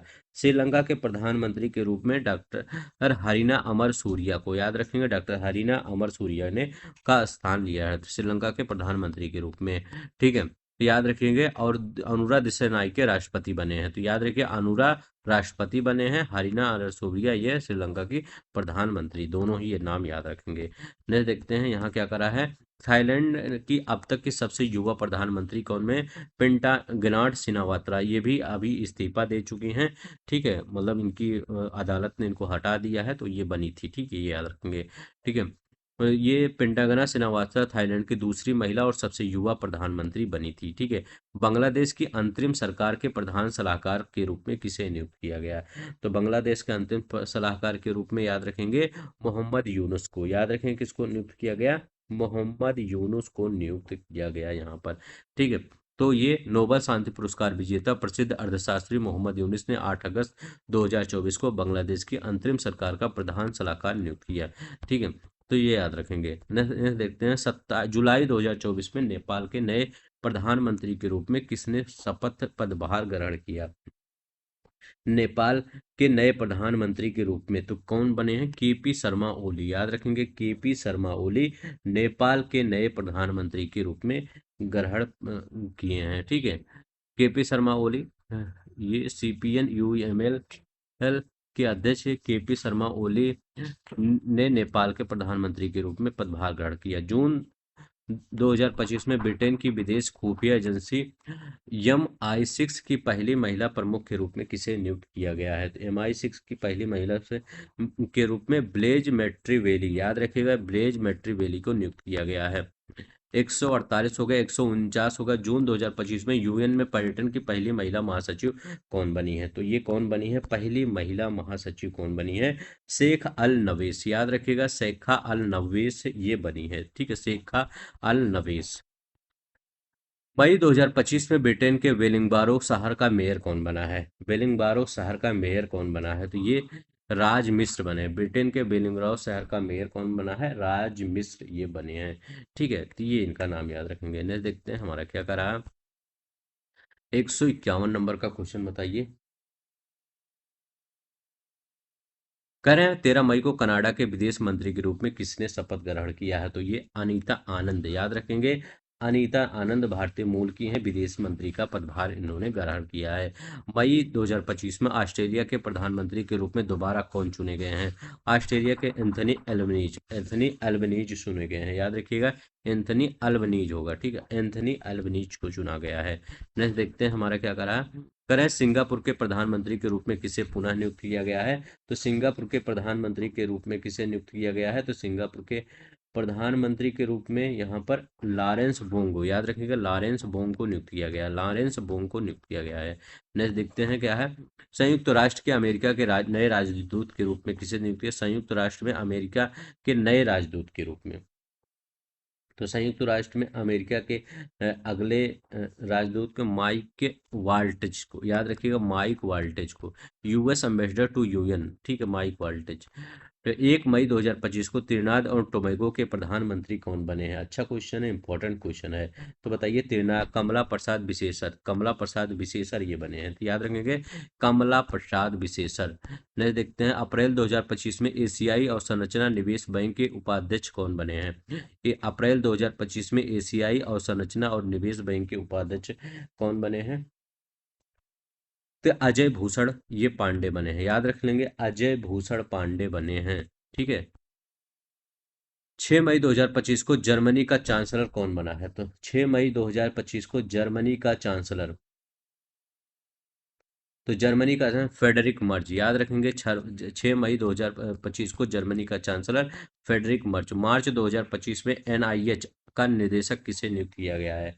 एनआईएच का, तो ये कौन नियुक्त किया? जय भट्टाचार्य नियुक्त किए गए हैं, याद रखेंगे, जय भट्टाचार्य नियुक्त किए गए हैं। 21 मई 2025 को नामीबिया की पहली महिला राष्ट्रपति कौन बनी है? नामीबिया की, तो ये नेटुम्बो नंदी नेतवा, याद रखिए, नेतुम्बो नंदी नेतवा ये बनी है। नेक्स्ट देखते हैं, 17 मार्च 2025 को त्रिनाद एंड टोबैगो के प्रधानमंत्री कौन बने हैं? त्रिनाद एंड टोबैगो के प्रधान, ये कह रहे हैं त्रिनाद एंड टोबैगो के प्रधानमंत्री, ठीक है, प्रधानमंत्री का, तो ये कमला प्रसाद विशेषर यहाँ पर, यहाँ त्रिनाद एंड टोबैगो के प्रधान, 17 मई 2025 को त्रिनाद एंड टोबैगो के प्रधानमंत्री। तो यहाँ पर ये याद रखिएगा, ये 17 मार्च को बने हैं, और जो अभी एक दो लोग त्रिनाद हैं, कमला प्रसाद विशेषर, कमला प्रसाद विशेषर ये 1 मई को शपथ ग्रहण किए हैं, लेकिन हो सकता है यहाँ पर कुछ पॉलिटिकल वो हो, तो ये भी आपका त्रिनाद एंड टोबैको है, मैंने देखा यहाँ पर त्रिनाद एंड टोबैको ये भी है, ये स्टुअर्ट यंग, ये मार्च में बने थे, 17 मार्च को, ठीक है। तो जैसे हमारे यहाँ भी एक ही 2 महीने के हो कभी कभी रह चुके हैं, ऐसे यहाँ भी रह चुके होंगे, ठीक है। तो ये त्रिनाड एंड टोबैको स्टुअर्ट यंग जो हैं, ये त्रिनाड एंड टोबैको के 17 मार्च को बने हैं, और वो कमला प्रसाद विशेषर 21 मई को बने हैं, ठीक है, 2025, 1 मई को 2025 को। अब देखिए, 3 मार्च 2000 ऑस्ट्रेलिया का चांसलर कौन बना? ऑस्ट्रिया का चांसलर क्रिश्चियन स्टॉकर, याद रखेंगे, क्रिश्चियन स्टॉकर ये ऑस्ट्रिया के चांसलर है, ठीक है। नेक्स्ट देखते हैं, कह रहे हैं कि उरुग्वे के राष्ट्रपति कौन बने हैं? उरुग्वे, उरुग्वे कहाँ कंट्री है? तो उरुग्वे आपका दक्षिण अमेरिकी कंट्री है, तो उरुग्वे के कह रहे हैं राष्ट्रपति कौन बने हैं? तो उरुग्वे को यामांडू ओरैसी, यामुंडू ओरैसी का नाम याद रखेंगे, ठीक है। नेक्स्ट देखते हैं, यहाँ पर क्या कर रहे हैं कि अप्रैल 2025 में इक्वाडोर के राष्ट्रपति, अब दक्षिण अमेरिकी दूसरी बार कौन बने हैं? डेनियल नोवोआ, याद रखिएगा, डेनियल नोवोआ, ठीक है। फरवरी 2025 में अमेरिकी संयुक्त सेना के नए अध्यक्ष कौन नियुक्त हुए हैं? अमेरिकी संयुक्त सेना के नए अध्यक्ष कौन नियुक्त हुए हैं? Lieutenant general Dan Razin Caine, Dan Razin कौन, इनका नाम याद रखिएगा, डैन राजिन कौन, ठीक है, कैन। और तुलसी गबार्ड ने कौन सा पदभार ग्रहण किया है? तुलसी गबार्ड ने पूर्व डेमोक्रेटिक ये प्रतिनिधित्व, इन्होंने क्या किया है, ये खुफिया एजेंसी, अमेरिका की राष्ट्रीय खुफिया एजेंसी डीएनआई का पदभार, ठीक है, अमेरिकी राष्ट्रीय खुफिया एजेंसी डीएनआई का पदभार इन्होंने ग्रहण किया है, याद रखेंगे। करें फरवरी 2025 में लेबनान के नए प्रधानमंत्री कौन बने हैं? लेबनान के नए प्रधानमंत्री कौन बने हैं? तो याद रखेंगे, ये नवाफ सलाम, ठीक है, नवाफ सलाम, नवाफ, याफ नहीं, नवाफ सलाम बने हैं, तो याद रखें, नवाफ सलाम लेबनान के प्रधानमंत्री। 3 फरवरी को बेल्जियम के प्रधानमंत्री कौन बने हैं? 3 फरवरी बेल्जियम के वार्डी वेयर, याद रखिएगा, वा वी वी, बेल्जियम में वी वी आ रहा है, वी वी वी वार्डी वेयर, ठीक है, बेल्जियम वार्डी वेयर। अब देखिए 23 जनवरी 2025 को आयरलैंड के प्रधानमंत्री कौन बने हैं? आयरलैंड के प्रधानमंत्री कौन बने हैं? माइकल मार्टिन बने हैं। आयरलैंड के प्रधानमंत्री कौन बने हैं? माइकल मार्टिन बने हैं, ये याद रखेंगे। नेक्स्ट देखते हैं। कह रहे हैं जनवरी 2025 में सातवीं बार बेलारूस के राष्ट्रपति कौन निर्वाचित हुए हैं? सातवीं बार बेलारूस के राष्ट्रपति कौन निर्वाचित हुए हैं? तो ये कौन है? अलेक्जेंडर लुकाशेंको, याद रखेंगे, अलेक्जेंडर लुकाशेंको निर्वाचित हुए हैं। नेक्स्ट देखते हैं। करें फरवरी 2025 में एफबीआई के नए निदेशक कौन बने हैं? एफबीआई के नए निदेशक कौन बने हैं? तो काश पटेल एफबीआई के नए निदेशक बने हैं।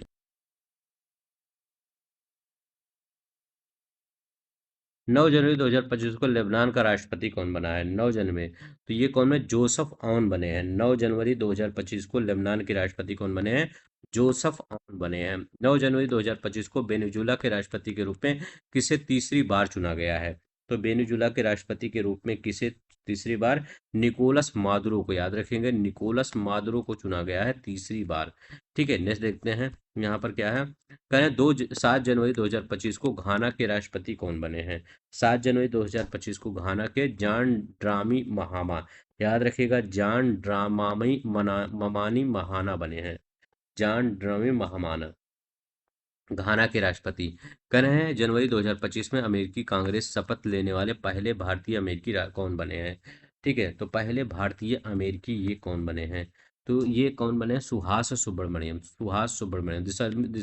2024 में दूसरी बार मालदोवा के राष्ट्रपति कौन बने हैं? तो बताइए, मालदोवा के राष्ट्रपति कौन बने हैं? तो मालदोवा का ये मैया संडू, याद रखेंगे, मैया संडू, ये मालदोवा के राष्ट्रपति बने हैं। ठीक है, दूसरी बार, पहली बार 2020 में बने थे। 21 दिसंबर 2024 को आइसलैंड की प्रधानमंत्री कौन बनी है? आइसलैंड कह रहे हैं, आइसलैंड की प्रधानमंत्री कौन बनी है? तो ये आइसलैंड के प्रधानमंत्री क्रिस्टियन फोस्टा डोटिर, याद रखें, क्रिस्टियन फोस्टा डोटिर बनी है। बी बनी बनी है। ठीक है, 20 जनवरी 2025 को भारतीय अमेरिकी उद्यमी श्री राम कृष्णन किस पद पर नियुक्त हुए हैं? श्री राम कृष्णन किस पद पर नियुक्त हुए हैं? तो याद रखेंगे, ये व्हाइट हाउस के वरिष्ठ नीति सलाहकार नियुक्त किए हैं। याद रखेंगे, श्री राम कृष्णन व्हाइट हाउस के वरिष्ठ सलाहकार नियुक्त किए हैं। ठीक है, करें दिसंबर 2024 में भारत की नई कंट्री मैनेजर और उपाध्यक्ष के रूप में किसे नियुक्त किया गया है? तो किसे नियुक्त किया गया है? गूगल, किसे? भारत की नई कंट्री मैनेजर और उपाध्यक्ष के रूप में किसे नियुक्त किया गया है? ये किसके द्वारा नियुक्त किया गया है? गूगल के द्वारा, गूगल इंडिया द्वारा new country manager and vice president किसको नियुक्त किया गया है? प्रीति लोबाना, लोबाना को नियुक्त किया गया है। याद रखेंगे, प्रीति लोबाना को नियुक्त किया गया है। 13 दिसंबर 2024 को फ्रांस का प्रधानमंत्री कौन बना है? 13 दिसंबर 2024 को फ्रांस का प्रधानमंत्री फ्रांसवा बायरू बने हैं। याद रखिएगा, फ्रांसवा बायरू बने हैं। ठीक है, इन्होंने किसका स्थान लिया है? मिशेल बार्नियर का स्थान लिया है। दिसंबर 2024 में एफबीआई के नए प्रमुख के रूप में किसे शपथ लिया है? एफबीआई के, तो एफबीआई के नए प्रमुख के रूप में काश पटेल, याद रखेंगे, काश पटेल का नाम याद रखेंगे, एफबीआई के नए प्रमुख। यम सतादो मसातो कांडा, मसातो याद रखेंगे, मसातो कांडा, मसातो कांडा किस संगठन के 11वें अध्यक्ष बने हैं? तो एडीबी के, एशियन डेवलपमेंट बैंक के 11वें अध्यक्ष बने हैं मसातो कांडा। याद रखेंगे, सूसी बिल्स ने जनवरी 2025 में कौन सा पदभार ग्रहण किया? सूसी बिल्स ने, तो ये कौन है? व्हाइट हाउस की चीफ स्टाफ बनी है, व्हाइट हाउस की चीफ स्टाफ सूसी बिल्स, याद रखेंगे, इनका नाम सूसी बिल्स है। करें, सूसी बिल्स किस महत्वपूर्ण पद की बात के लिए जानी जाती थी? सूसी बिल्स, तो ये किस महत्वपूर्ण, तो ये व्हाइट हाउस की पहली महिला चीफ स्टाफ है, ये याद रखेंगे, पहली महिला चीफ स्टाफ है। बीडी चापेरकर किस संगठन के 7वें कार्यकारी अधिकारी बने हैं? बीडी चापेरकर, याद रखेंगे, ये RECACPISC, ठीक है, regional cooperation agreement on combating piracy and armed robbery against ship and Asia information sharing centre Singapore के याद रखेंगे, इसका बड़ा नाम है, यही याद रखेंगे। ठीक है, इसका बहुत बड़ा फुल नाम है फुल फॉर्म है। आशीष खन्ना किस संगठन के महानिदेशक बने हैं? तो आशीष खन्ना याद रखिएगा, अभी रिपीट हुआ, अंतर्राष्ट्रीय सौर गठबंधन के। ठीक है, नेक्स्ट देखते हैं, करें क्लाउडिया सिनावाम किस देश की पहली महिला? तो क्लाउडिया सिनावाम मैक्सिको की, बहुत इंपॉर्टेंट है, ये इंपॉर्टेंट क्वेश्चन है। पहली महिला किसी बड़े राष्ट्र की बनी है, ठीक है, महिला राष्ट्रपति बनी है, तो याद रखिए क्लाउडिया सिनबाम। अब याद के मारिसा माया ने किस पद का प्रभार ग्रहण किया? दक्षिण अफ्रीका की पहली महिला चीफ जस्टिस पदभार, दक्षिण अफ्रीका की पहली महिला चीफ जस्टिस का पदभार इन्होंने ग्रहण किया है, याद रखेंगे। कौन है दक्षिण अफ्रीका की पहली महिला चीफ जस्टिस? पहली महिला चीफ जस्टिस, ठीक है, मारिसा माया, ठीक है, मारिसा माया का नाम है।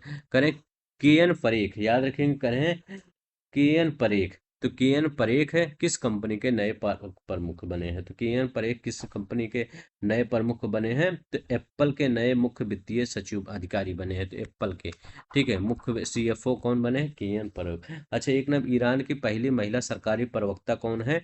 तो ये याद रखिएगा, फातेमे है, याद रखिए फातेमे मोह जेरानी, मोह जेरानी ये है, याद रखिए मोह जेरानी, ये है ईरान की पहली महिला सरकारी प्रवक्ता। ठीक है, हैला टॉम राडिटर किस देश की दूसरी महिला राष्ट्रपति बनी है? कौन है हैला? तो आयरलैंड की दूसरी महिला राष्ट्रपति कौन है? आइसलैंड की। तो आइसलैंड की दूसरी महिला राष्ट्रपति बनी है हैला टॉमस डॉटिर डॉटिर। पॉल कगामे किस देश के राष्ट्रपति के रूप में चौथी बार चुने गए हैं? तो पाल कगामे चौथी बार रवांडा के राष्ट्रपति बने, याद रखिए कहाँ के? रवांडा के राष्ट्रपति बने हैं पाल कवागे। नेक्स्ट देखते हैं, क्रिस्टियन मिशेल किस देश के नए प्रधानमंत्री बने हैं? क्रिस्टियन मिशेल, तो क्रिस्टियन मिशेल किसके हैं? तो एस्टोनिया के, याद रखेंगे एस्टोनिया के नए प्रधानमंत्री बने हैं क्रिस्टियन मिशेल। यहाँ पे देखिए, निकोलस मुर्दोव किस देश के तीसरी बार राष्ट्रपति बने हैं? तो याद रखिएगा वेनेजुला। तो निकोलस मादुरो किस देश के तीसरी बार राष्ट्रपति बने हैं? वेनेजुला के राष्ट्रपति बने तीसरी बार। राचेल रिव्स ब्रिटेन की पहली महिला किस पद पर है? ठीक है, राचेल निव्स, ये वाला क्वेश्चन क्या था? निकोलस मादुरे, तो ये जरा वेनेजुला के राष्ट्रपति सही है। राचेल ब्रिटेन की पहली महिला किस पद पर नियुक्त हुई है? राचेल रिव्स, तो राचेल रिप्स ब्रिटेन के पहली महिला चांसलर ऑफ द एक्सचेकर, ठीक है, वित्त मंत्री जिनको बोला जाता है। ठीक है, तो याद रखिएगा ये नियुक्त हुई हैं। रीचल रिप्स ब्रिटेन की पहली महिला। करें, लीसा नंदी किस देश की संस्कृत मीडिया और खेल मामलों की मंत्री बनी है? कौन है लीसा नंदी? तो लीसा नंदी भारतीय भारतीय मूल की ब्रिटिश सांसद हैं, ब्रिटेन की संस्कृत मीडिया और खेल मंत्री। ठीक है, तो ये ब्रिटेन की, याद रखेंगे ये ब्रिटेन की है। नेक्स्ट देखते हैं, क्या कह रहे हैं कि यूरोपीय आयोग की अध्यक्ष उर्सुला वान डेर लेन कितनी बार चुनी गई हैं? तो ये उर्सुला वान डेर यूरोपीय अध्यक्ष की लगातार दूसरी बार ये आयोग की अध्यक्ष चुनी गई हैं, दूसरी बार लगातार। ठीक है, तो ये याद रखेंगे। नेक्स्ट देखते हैं, गिटानास नौसेदा किस देश के राष्ट्रपति के रूप में दूसरी बार पदभार ग्रहण किया है? गिटानास नौसेदा, ठीक है, तो ये लिथुआनिया, याद रखेंगे लिथुआनिया के राष्ट्रपति के रूप में दूसरी बार पदभार ग्रहण किया है, लिथुआनिया याद रखेंगे नाम। ठीक है, डिक सूफ किस देश के प्रधानमंत्री बने हैं? डिक सूफ, तो ये डिक सूफ नीदरलैंड के प्रधानमंत्री का पदभार डिक सूफ ने ग्रहण किया है। ठीक है, याद रखें। कामी रीता शेरपा ने मई 2025 में माउंट एवरेस्ट की चोटी पर कितनी बार सफलतापूर्वक चढ़ाई की है? कामी रीता शेरपा ने तो 31वीं बार, याद रखेंगे 31वीं बार माउंट एवरेस्ट पर चढ़ाई करके एक रिकॉर्ड कायम कर दिया है इन्होंने, 31 में, याद रखेंगे। डेविड लाइमी जून 2025 में किस देश के प्रधान विदेश मंत्री बने हैं जो भारत के आधिकारिक यात्रा पर थे? तो ये क्या क्या थे? ये यूनाइटेड किंगडम के, याद रखेंगे क्या है? यूनाइटेड किंगडम के। नेक्स्ट देखते हैं, क्या कह रहे हैं, एलन मस्क किस विभाग से इस्तीफा दे दिया है? तो एलन मस्क ने ट्रंप के सरकारी दक्षता विभाग से इस्तीफा, डोज से इस्तीफा दे दिया है। ठीक है, ये याद रखेंगे।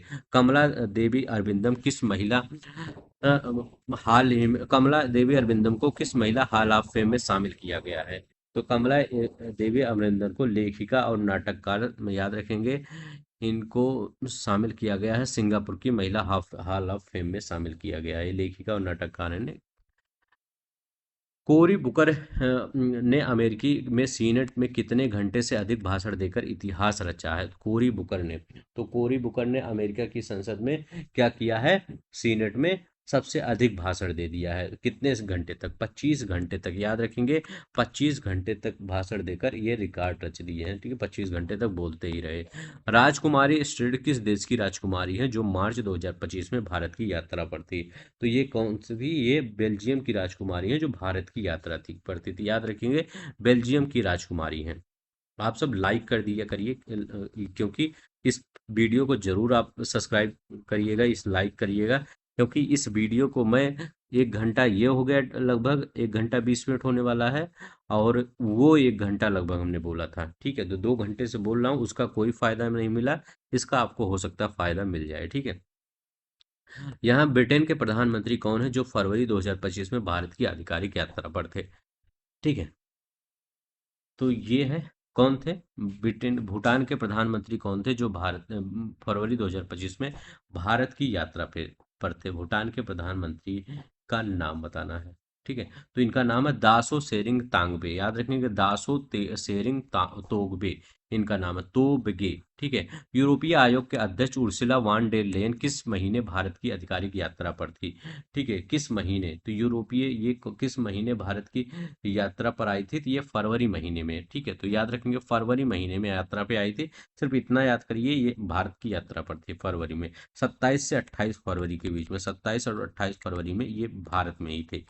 अशोक राज सिंगडेल किस देश के राष्ट्रपति भारतीय सेना में जनरल मानक की उपाधि है? तो ये अशोक राज सिंगडेल नेपाल की, याद रखेंगे। नेपाल सेना के सेना अध्यक्ष सुब्रमण्यम जनसेवी भारत की राष्ट्रपति द्रौपदी मुर्मू ने क्या किया है? राष्ट्रपति द्वारा, हमारे राष्ट्रपति द्वारा इनको मानक उपाधि दिया गया है। तो याद रखेंगे, इनको जनरल से मानद रैंक प्रदान की गई है। ठीक है, यहाँ पर देखते हैं भारत के 76वें गणतंत्र दिवस समारोह में मुख्य अतिथि कौन थे? तो 76वें गणतंत्र दिवस हुआ था, उसमें मुख्य अतिथि 26 जनवरी 2025 को परविंदो सुबियांतो, याद रखेंगे, परविंदो सुबियांतो। ठीक है, ये कहाँ के राष्ट्रपति हैं? इंडोनेशिया के राष्ट्रपति हैं। ठीक है, 76वें गणतंत्र दिवस के मुख्य अतिथि थे। अब यहाँ पर देखते हैं, नीमा रिंजो शेरपा किस देश की पर्वतारोही हैं और किस उम्र में चोटियों पर चढ़ने वाले सबसे कम उम्र के व्यक्ति बने हैं? तो कौन है? नीमा रिंजो शेरपा। तो नीमा रिंजो शेरपा ये नेपाल की पर्वतारोही 8,000 मीटर से अधिक ऊंची चोटियों पर, और 14 चोटियों पर चढ़ने वाले सबसे कम उम्र की, याद रखिएगा। क्या है? नेपाल की। तो ये पहला वाला आंसर सही हो जाएगा। ये 18 वर्ष से कम उम्र की। डॉक्टर विवेक लाल किस क्षेत्र के प्रसिद्ध वैज्ञानिक हैं? तो ये किस क्षेत्र के प्रसिद्ध वैज्ञानिक हैं? तो ये एरोस्पेस के, याद रखेंगे, एरोस्पेस के प्रसिद्ध वैज्ञानिक है। ठीक है, क्यों? भारतीय अमेरिकी एरोस्पेस के वैज्ञानिक स्टैनफोर्ड विश्वविद्यालय के प्रतिष्ठित हूवर इंस्टीट्यूट ने विजिटर फेलो के रूप में इनको नामित किया था, याद रखेंगे। टोमोको इडुका किस देश के पर्वतारोही है? उनकी उम्र कितनी थी जब वो विश्व के सबसे उम्रदराज व्यक्ति बनी? तो जापान की पर्वतारोही, ये गिनीज वर्ल्ड की रिकॉर्ड है, विश्व की सबसे ये उम्रदराज व्यक्ति बनी, उम्र 116, याद रखेंगे। इनका उम्र कितना है? 116। इनका नाम है टोमिको इटुका। ठीक है, ये जापान की 116। यहाँ के लोग बहुत ज़्यादा जिंदा रहते हैं। अब क्या यहाँ पर जीन है पता नहीं। डेविड लैमी जून 2025 में किस पद पर थे जब उन्होंने भारत की यात्रा की? डेविड लैमी जून 2025 में, ठीक है, किस पद पर थे जब उन्होंने भारत की यात्रा की? तो ये बताइए, ये किस पद पर थे? तो यूनाइटेड किंगडम के विदेश मंत्री। ठीक है, यूनाइटेड किंगडम के विदेश मंत्री और राष्ट्रमंडल और विकास मामलों के राज्य सचिव। मलेशिया के पूर्व प्रधानमंत्री अब्दुल्ला अहमद बदावी का निधन कब हुआ? तो मलेशिया के पूर्व प्रधानमंत्री अहमद मुल्ला बदावी का निधन पूछ रहे हैं। तो ये इनका निधन हुआ 14 अप्रैल को, इनका 2025 को निधन हो गया। नोबेल साहित्य पुरस्कार विजेता मारियो बागोस लोसा किस क्षेत्र के लेखक थे? तो मारियो बोगोस लेखा किस क्षेत्र के लेखक? लैटिन अमेरिकी साहित्य के लेखक हैं, नोबेल पुरस्कार विजेता हैं। इनका क्या हुआ है? निधन हो गया है। मारियो बारगोस लोसा ये नोबेल साहित्य पुरस्कार विजेता है, लैटिन अमेरिका के साहित्यकार हैं। याद रखेंगे, नामीबिया के राष्ट्रपति जैन नजोबा का निधन कब हुआ? नामीबिया के राष्ट्रपति जैन नजोबा का निधन कब हुआ? तो याद रखेंगे, इनका फरवरी को निधन हो गया। 1990 से 2005 तक इस देश के राष्ट्रपति थे, नामीबिया के। 90 से 5 तक राष्ट्रपति थे, देखिए लंबा था इनका। ठीक है, क्या नाम था इनका? नामीबिया का सैम नुजोबा, याद रख, सैम नुजोबा है, याद रखिएगा। नुजोमा, नाप छोटे को मंत्रा, जा पे बड़ा मंत्रा, जो माँ पे एक मंत्रा ना, ये है। ठीक है, नुजोमा, सैम नुजोमा। ठीक है, उतना तो आप समझ ही जाएंगे। अब देखिए, आगा खान चतुर्थ किस समुदाय के आध्यात्मिक गुरु थे? तो इस ये क्या थे? इस्माइली मुसलमान थे। ठीक है, इसी इन्हीं के गुरु थे। 4 फरवरी 2025 को इनका निधन हो गया। कारण रूस के प्रमुख सैन्य अधिकारी लेफ्टिनेंट जनरल इगोर करिलोव की मृत्यु किस कारण हुई थी? तो इनकी मृत्यु किस कारण हुई थी? तो इनकी मृत्यु क्या हुई थी? इलेक्ट्रिक स्कूटर छिपाए बम बम छिपाया गया था, इसी में इलेक्ट्रिक स्कूटर में बम छिपाया गया था, इसी में मृत्यु हो गई इनकी। ठीक है, दब गया था वो। पियरे सिल्वेन फिली ओजेट किस विषय के विद्वान थे? तो ये फ्रांसीसी संस्कृत विद्वान का निधन था। ये फ्रांसीसी थे लेकिन संस्कृत के विद्वान थे। ठीक है, डॉक्टर पियरे सिल्वेन। ठीक है, फैली ओजेट, ये इंपॉर्टेंट क्वेश्चन है, 3 स्टार लगा लीजिएगा। पीरेसिली ओजेट पूछ सकता है किस क्षेत्र से संबंधित है? संस्कृत से। सुजुकी मोटर कारपोरेशन के पूर्व चेयरमैन, सुजुकी जो है, जो गाड़ियां नहीं चलती सुजुकी की, उसके चेयरमैन, पूर्व चेयरमैन, उनकी निधन हो गया। उनका उनका नाम क्या है? तो ओसोमू सुजुकी, याद रखेंगे, उसका नाम है ओसोमू सुजुकी। ठीक है, इन्हीं का निधन हो गया। नेक्स्ट देखते हैं। क्या करें? विकसित कृषि संकल्प अभियान का समापन किस स्थान पर और कहाँ किया गया? अब राष्ट्रीय स्थल है। ठीक है, तो विकसित कृषि संकल्प अभियान का समापन कहाँ? तो ये बारडोली, गुजरात में। यह अभियान पूरी से होकर 12 जून 2025 को गुजरात के बारडोली में समाप्त हुआ। इस अभियान का उद्देश्य किसानों के साथ संवाद स्थापित करना और कृषि विकास के लिए एक संकल्प लेना था, ये याद रखेंगे। करें, दीव जिले ने किस महत्वपूर्ण उपलब्धि को हासिल किया? तो दीव जिले ने किस महत्वपूर्ण उपलब्धि को हासिल किया है, ये बताना है। तो दीव जिले ने किस महत्वपूर्ण उपलब्धि को हासिल किया है, बहुत इंपॉर्टेंट है, याद रख लेंगे।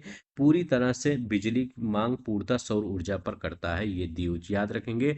पूरी तरह से बिजली की मांग सौर ऊर्जा को पूरा करता है, ये याद रखिए, इसीलिए बी वाला आंसर सही है। ठीक है, तो ये याद रखेंगे। किससे करता है? सौर ऊर्जा से करता है।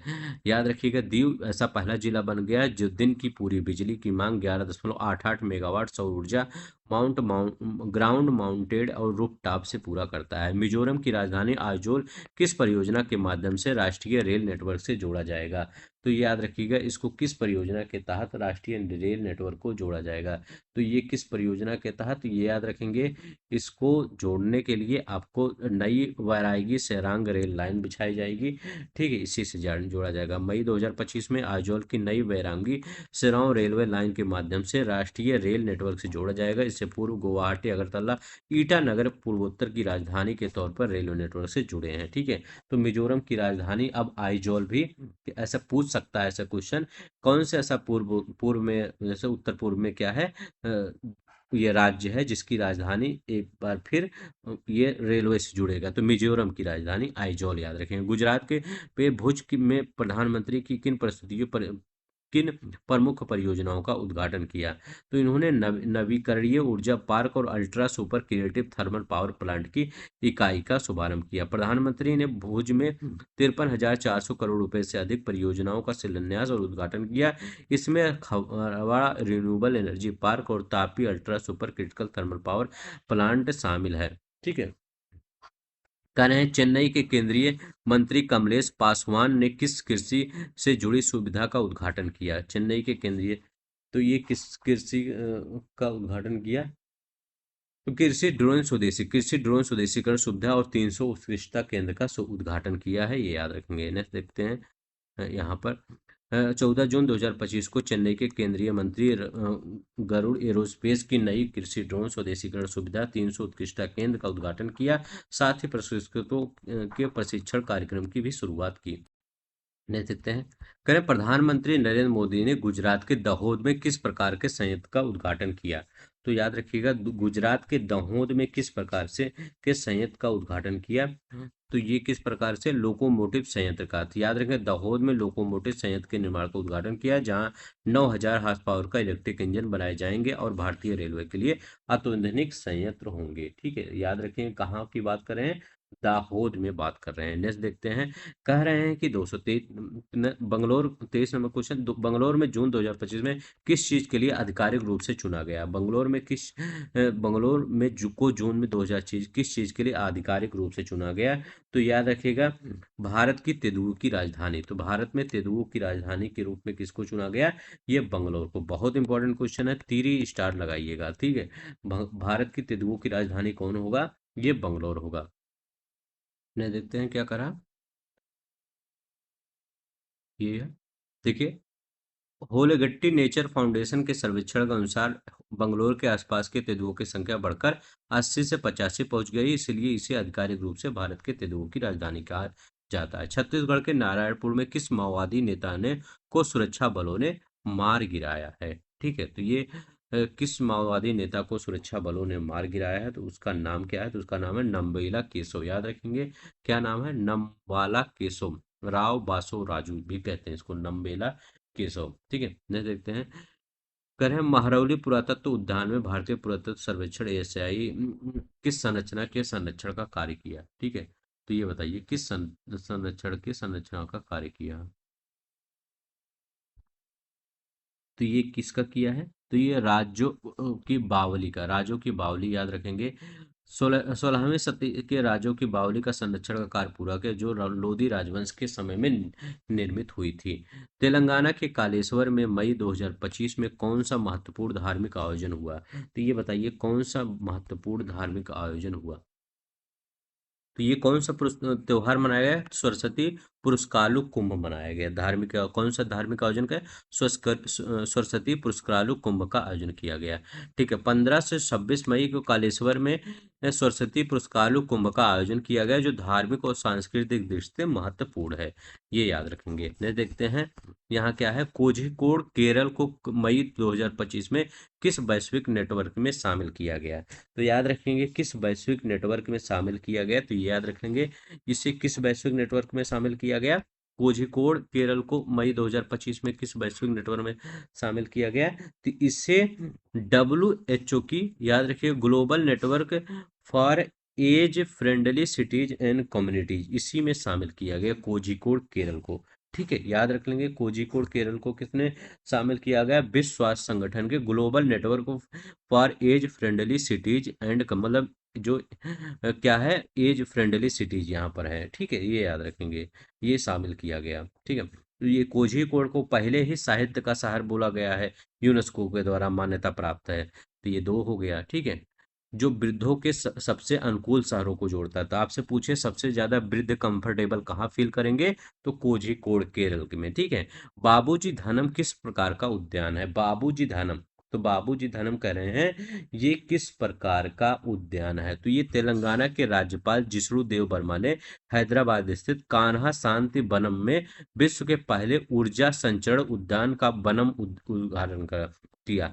ऊर्जा संचरण उद्यान का उद्घाटन किसने किया, ये बाबूजी धनम। याद रखिएगा, आंध्र प्रदेश के कुर्नूल के निकट पिन्नापुरम में किस प्रकार की परियोजना द्वारा केंद्रीय मंत्री प्रहलाद जोशी ने किया, तो ये बताइए केंद्रीय मंत्री प्रहलाद जोशी ने किया। आंध्र प्रदेश के कुर्नूल के निकट पिन्नापुरम में किस प्रकार की परियोजना का दौरा केंद्रीय मंत्री प्रहलाद जोशी ने किया, तो ये याद रखेंगे, ये नवीकरणीय ऊर्जा एक परियोजना है। यहाँ पर क्या किया, केंद्रीय मंत्री आंध्र प्रदेश के निकट पिन्नापुरम में विश्व की पहली और सबसे बड़ी गीगा वाट पैमाने की एकीकृत नवीकरणीय परियोजना है। ठीक है, तो ये याद रखेंगे। नेक्स्ट देखते हैं, यह विश्व की पहली और सबसे बड़ी गीगावाट पैमाने की परियोजना है, जिसमें सौर पवन और पवन पंप जल विद्युत परियोजना का उत्पादन होता है। नेक्स्ट देखते हैं, प्रधानमंत्री नरेंद्र मोदी ने छत्तीसगढ़ के किस शहर में 33,700 करोड़ रुपए से अधिक लागत की कई विकास परियोजनाओं का शिलान्यास और लोकार्पण किया,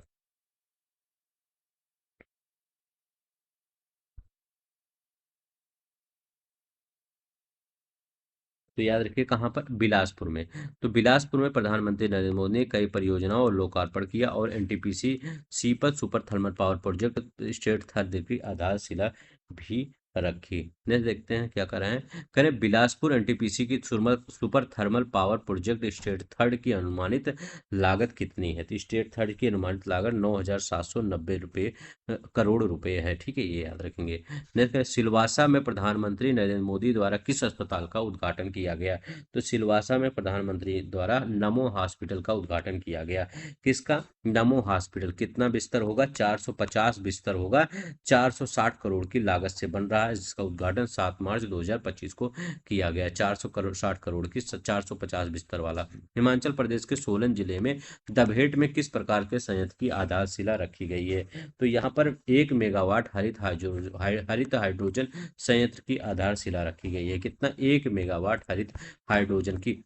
यह उत्तर भारत का पहला 1 मेगावाट हरित हाइड्रोजन संयंत्र है, जिसकी आधारशिला मुख्यमंत्री सुखविंदर सिंह सुक्खू ने रखी। याद रखें, किसने, मुख्यमंत्री सुखविंदर सिंह सुक्खू। मुंबई में केंद्रीय मंत्री जितेंद्र सिंह द्वारा किस नवाचार परिषद का वर्चुअल उद्घाटन किया गया। मुंबई में, तो किसका, तो ये भारत का पहला सीएसआईआर नवाचार परिषद है, जिसका उद्घाटन 17 जनवरी 2025 को किया गया। किसका, जिसका उद्घाटन 17 जनवरी 2025 को किया गया। तमिलनाडु के कन्याकुमारी में किस संरचना का उद्घाटन मुख्यमंत्री के एम स्टालिन ने किया। तो किस संरचना का उद्घाटन मुख्यमंत्री के एम स्टालिन ने किया, ये बताइए। तो ये कांच का पुल, इंडिया फर्स्ट ग्लास ब्रिज, इसका उद्घाटन के एम स्टालिन ने किया। याद रखेंगे, यह कांच का पुल विवेकानंद रॉक मेमोरियल तिरुवनंतपुरम प्रतिमा को जोड़ता है और भारत का पहला समुद्र पर बना ग्लास ब्रिज है। भारत का पहला ग्रीन हाइड्रोजन निधन स्टेशन किस केंद्र शासित प्रदेश के जिले में नवंबर 2024 में खुला। ये लेह लद्दाख में। तो याद रखेंगे पहला हाइड्रोजन ईंधन, तो ये लेह लद्दाख में खुला। याद रखेंगे कहाँ पर, लेह लद्दाख में खुला। लेह का भारत का पहला ग्रीन हाइड्रोजन ईंधन स्टेशन नवंबर 2024 में स्थापित किया गया। करें, राजस्थान के किस शहर में Sudasari great Indian bustard breeding centre की पहली कृत्रिम गर्भाधान के माध्यम से ग्रेट इंडियन बस्टर्ड का जन्म हुआ। मतलब आर्टिफिशियल ये ग्रेट इंडियन बस्टर्ड का जन्म जन्म हुआ। कहाँ पर, जैसलमेर में। तो याद रखिएगा, जैसलमेर में पहली बार कृत्रिम रूप से ग्रेट इंडियन बस्टर्ड का जन्म हुआ। नेक्स्ट देखते हैं, प्रधानमंत्री नरेंद्र मोदी ने किस शहर में लाल बहादुर शास्त्री अंतर्राष्ट्रीय हवाई अड्डे के विस्तार और नए टर्मिनल भवन के निर्माण का शिलान्यास किया। तो कहाँ पर, तो ये वाराणसी में किया। प्रधानमंत्री नरेंद्र मोदी लाल बहादुर शास्त्री अंतर्राष्ट्रीय हवाई अड्डे के विस्तार और टर्मिनल भवन का वाराणसी में किया। ठीक है, याद रखिएगा, वाराणसी में शिलान्यास। ठीक है, वाराणसी में लाल बहादुर शास्त्री हवाई अड्डे का विस्तार और नया टर्मिनल बन रहा है। महाराष्ट्र के किस शहर में प्रधानमंत्री ने 23,300 करोड़ रुपए की कृषि और पशुपालन संबंधी पहलों का शुभारंभ किया। कहाँ पर, महाराष्ट्र के किस शहर में। तो महाराष्ट्र के किस शहर में, तो महाराष्ट्र के वाशिम शहर में। वाशिम में कृषि और पशुपालन क्षेत्र की बड़ी परियोजनाओं की शुरुआत की गई। कहाँ पर, वाशिम क्षेत्र में। मुंबई मेट्रो लाइन 3 फेज 1 का कौन सा खंड महाराष्ट्र और थाने को उद्घाटित किया गया। तो कौन सा है, जारे जेवीएल से वकेसी तक। यह खंड मुंबई के मेट्रो लाइन 3 और का उद्घाटन, जिसका उद्घाटन थाड़े में किया गया। तो याद रखिए कहाँ पर किया गया, थाड़े में किया गया। नेक्स्ट देखते हैं, कह रहे हैं कि जुलाई 2024 में केरल के वायनाड जिले में किस प्रकार की आपदा हुई, जिसमें 300 से अधिक लोगों की मृत्यु हुई। तो ये केरल में किस प्रकार की आपदा हुई थी। तो यहाँ पर आपका ये बाढ़ आया था। वायनाड में बड़ा भूस्खलन हुआ था, जिसमें क्या हुआ था, बड़ी संख्या में लोग मारे गए थे। ठीक है, प्रधानमंत्री नरेंद्र मोदी ने 29 मई 2025 को पश्चिम बंगाल के किस स्थान पर सिटी गैस वितरण परियोजना की आधारशिला रखी। तो सिटी गैस वितरण परियोजना की आधारशिला अल्लीद्वारपुर, याद रखेंगे। कहाँ पर, अल्लीद्वारपुर सिटी गैस परियोजना की आधारशिला रखी। कहाँ पर, अल्लीद्वारपुर। ठीक है, अलीद्वारपुर में 1,010 करोड़ रुपए की सिटी गैस वितरण परियोजना शुरू किया गया। कहाँ पर, अलीद्वारपुर। नेक्स्ट देखते हैं, छत्तीसगढ़ के किस शहर में 3 मई 2025 को राज्य का पहला आईटी डाटा सेंटर का भूमि पूजन हुआ। किस स्थान पर आईटी डाटा भूमि पूजन हुआ। तो ये कहाँ पर हुआ? तो याद रखेंगे नया नवा रायपुर में हुआ। कहाँ पर? नवा रायपुर में। नवा रायपुर में छत्तीसगढ़ का पहला एआई डाटा सेंटर पार्क बनाया जा रहा है। कह रहे हैं त्रिपुरा के किस शहर में केंद्रीय मंत्री राजीव रंजन सिंह ने 18 मई 2025 को एकीकृत जल पार्क की आधारशिला रखी? अगरतला में। याद रखेंगे कहाँ पर? अगरतला में। अगरतला में कैलाश शहर स्थित जल पार्क निर्माण किया जाएगा। ठीक है। हरियाणा के किस शहर में पहला अत्याधुनिक जेल प्रशिक्षण अकादमी का उद्घाटन किया गया? पहला अत्याधुनिक जेल प्रशासनिक का उदाहरण किया गया करनाल में। याद रखें कहाँ पर? करनाल में। नेक्स्ट देखते हैं। यहाँ पर करनाल में आधुनिक जेल प्रशिक्षण अकादमी स्थापित की गई। इंदौर को मई 2025 में किस विशेष उपाधि से सम्मानित किया गया? तो इंदौर को किस विशेष उपाधि से सम्मानित किया? पहला भिखारी मुक्त शहर। याद रखिएगा, पहला भिखारी मुक्त शहर। याद रखिए इंदौर का पहला भिखारी मुक्त शहर घोषित किया गया। ठीक है। अरुणाचल प्रदेश के किस जिले में पूर्वोत्तर भारत के पहले भूतापीय उत्पादन कुएं की ड्रिलिंग पूरी हुई? कहाँ पर? तो ये कहाँ हुआ? ये हुआ है पश्चिम कामेंग दिरांग में। ठीक है। तो दिरांग में यह भूस्थापीय कुआं सफलतापूर्वक बनाया गया। करें गुजरात के किस नगर में राष्ट्रीय कौशल विकास निगम एनएसडीसी और पंडित दीनदयाल ऊर्जा विश्वविद्यालय का संयुक्त उत्कृष्टता केंद्र स्थापित किया गया? कहाँ पर इस केंद्र स्थापित किया गया? तो ये कहाँ किया गया? गांधीनगर में स्थापित किया गया। कहाँ पर? गांधीनगर में। ठीक है। करें नई दिल्ली में राष्ट्रीय डोप प्रशिक्षण प्रयोगशाला एनडीटीएल में अप्रैल 2025 में किस इकाई का उद्घाटन किया गया? अप्रैल 2025 में किस इकाई का? तो एटलीस्ट पासपोर्ट प्रबंधन इकाई का उद्घाटन किया गया। एपी यमू का उद्घाटन किया गया। ये याद रखेंगे। नेक्स्ट देखते हैं। नई दिल्ली में एथलीट पासपोर्ट इकाई की शुरुआत की गई। जम्मू कश्मीर के किस शहर में भारत का पहला नगर पालिका पार्किंग कॉम्प्लेक्स अप्रैल 2025 में खोला गया? तो ये कहाँ पर खोला गया? तो ये कहाँ पर खोला गया? तो ये कठुआ में खोला गया। याद रखेंगे कठुआ में। ठीक है। कहाँ पर? कठुआ में। कठुआ में यह पार्किंग कॉम्प्लेक्स शुरू किया गया। प्रधानमंत्री नरेंद्र मोदी ने अप्रैल 2025 में तमिलनाडु के किस तीर्थ नगर में 8300 करोड़ रुपए की रेल सड़क परियोजनाओं का शिलान्यास किया और उद्घाटन किया? ठीक है। प्रधानमंत्री नरेंद्र मोदी ने अप्रैल 2025 में तमिलनाडु को किस तीर्थ नगर में 8300 करोड़ रुपए की रेल और सड़क परियोजनाओं का शिलान्यास और उद्घाटन किया? तो ये कहाँ पर किया? ये याद रखिएगा। ये ये रामेश्वर में किया। ठीक है। तो रामेश्वरम। ठीक है ना, रामेश्वरम में किए। ठीक है। नेक्स्ट देखते हैं। ठीक है। 252 नंबर का क्वेश्चन। छत्तीसगढ़ के किस जिले में बड़े सटी गांव नक्सल मुक्त ग्राम पंचायत बना? छत्तीसगढ़ का। तो ये बड़े सटी गांव ये कौन सा है? सुकमा। सुकमा जिले बड़े सटी गांव नक्सल मुक्त घोषित किया गया। कौन सा? सुकमा। नेक्स्ट देखते हैं। कह रहे हैं हरियाणा के किस जिले में केंद्रीय मंत्री अमित शाह ने महाराजा अग्रसेन मेडिकल कॉलेज के बाहर महाराजा अग्रसेन की भव्य प्रतिमा का अनावरण किया? तो ये कहाँ पर किया?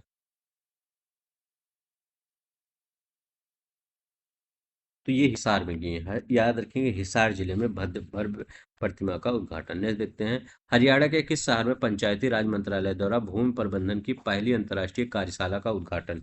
तो भूमि प्रबंधन की पहली अंतर्राष्ट्रीय कार्यशाला का उद्घाटन गुरुग्राम में। याद रखेंगे कहाँ पर? गुरुग्राम में किया गया। नेक्स्ट देखते हैं क्या कह रहा है। कह रहे हैं हरियाणा के गुरुग्राम में किस कंपनी ने जनवरी 2025 में त्वरित एम्बुलेंस सेवा की शुरुआत की? तो त्वरित एम्बुलेंस सेवा की शुरुआत किसने किया? ये बताना है। तो ये किसने किया? ये किसने किया? ब्लिंकिट ने किया। याद रखेंगे ब्लिंकिट ने किया त्वरित एम्बुलेंस सेवा का ये निर्माण। ब्लिंकिट कंपनी ने गुरुग्राम में तेज एम्बुलेंस सेवा शुरू की। मध्य प्रदेश के छतरपुर जिले में गढ़ा गांव में प्रधानमंत्री नरेंद्र मोदी ने किस संस्थान की आधारशिला रखी?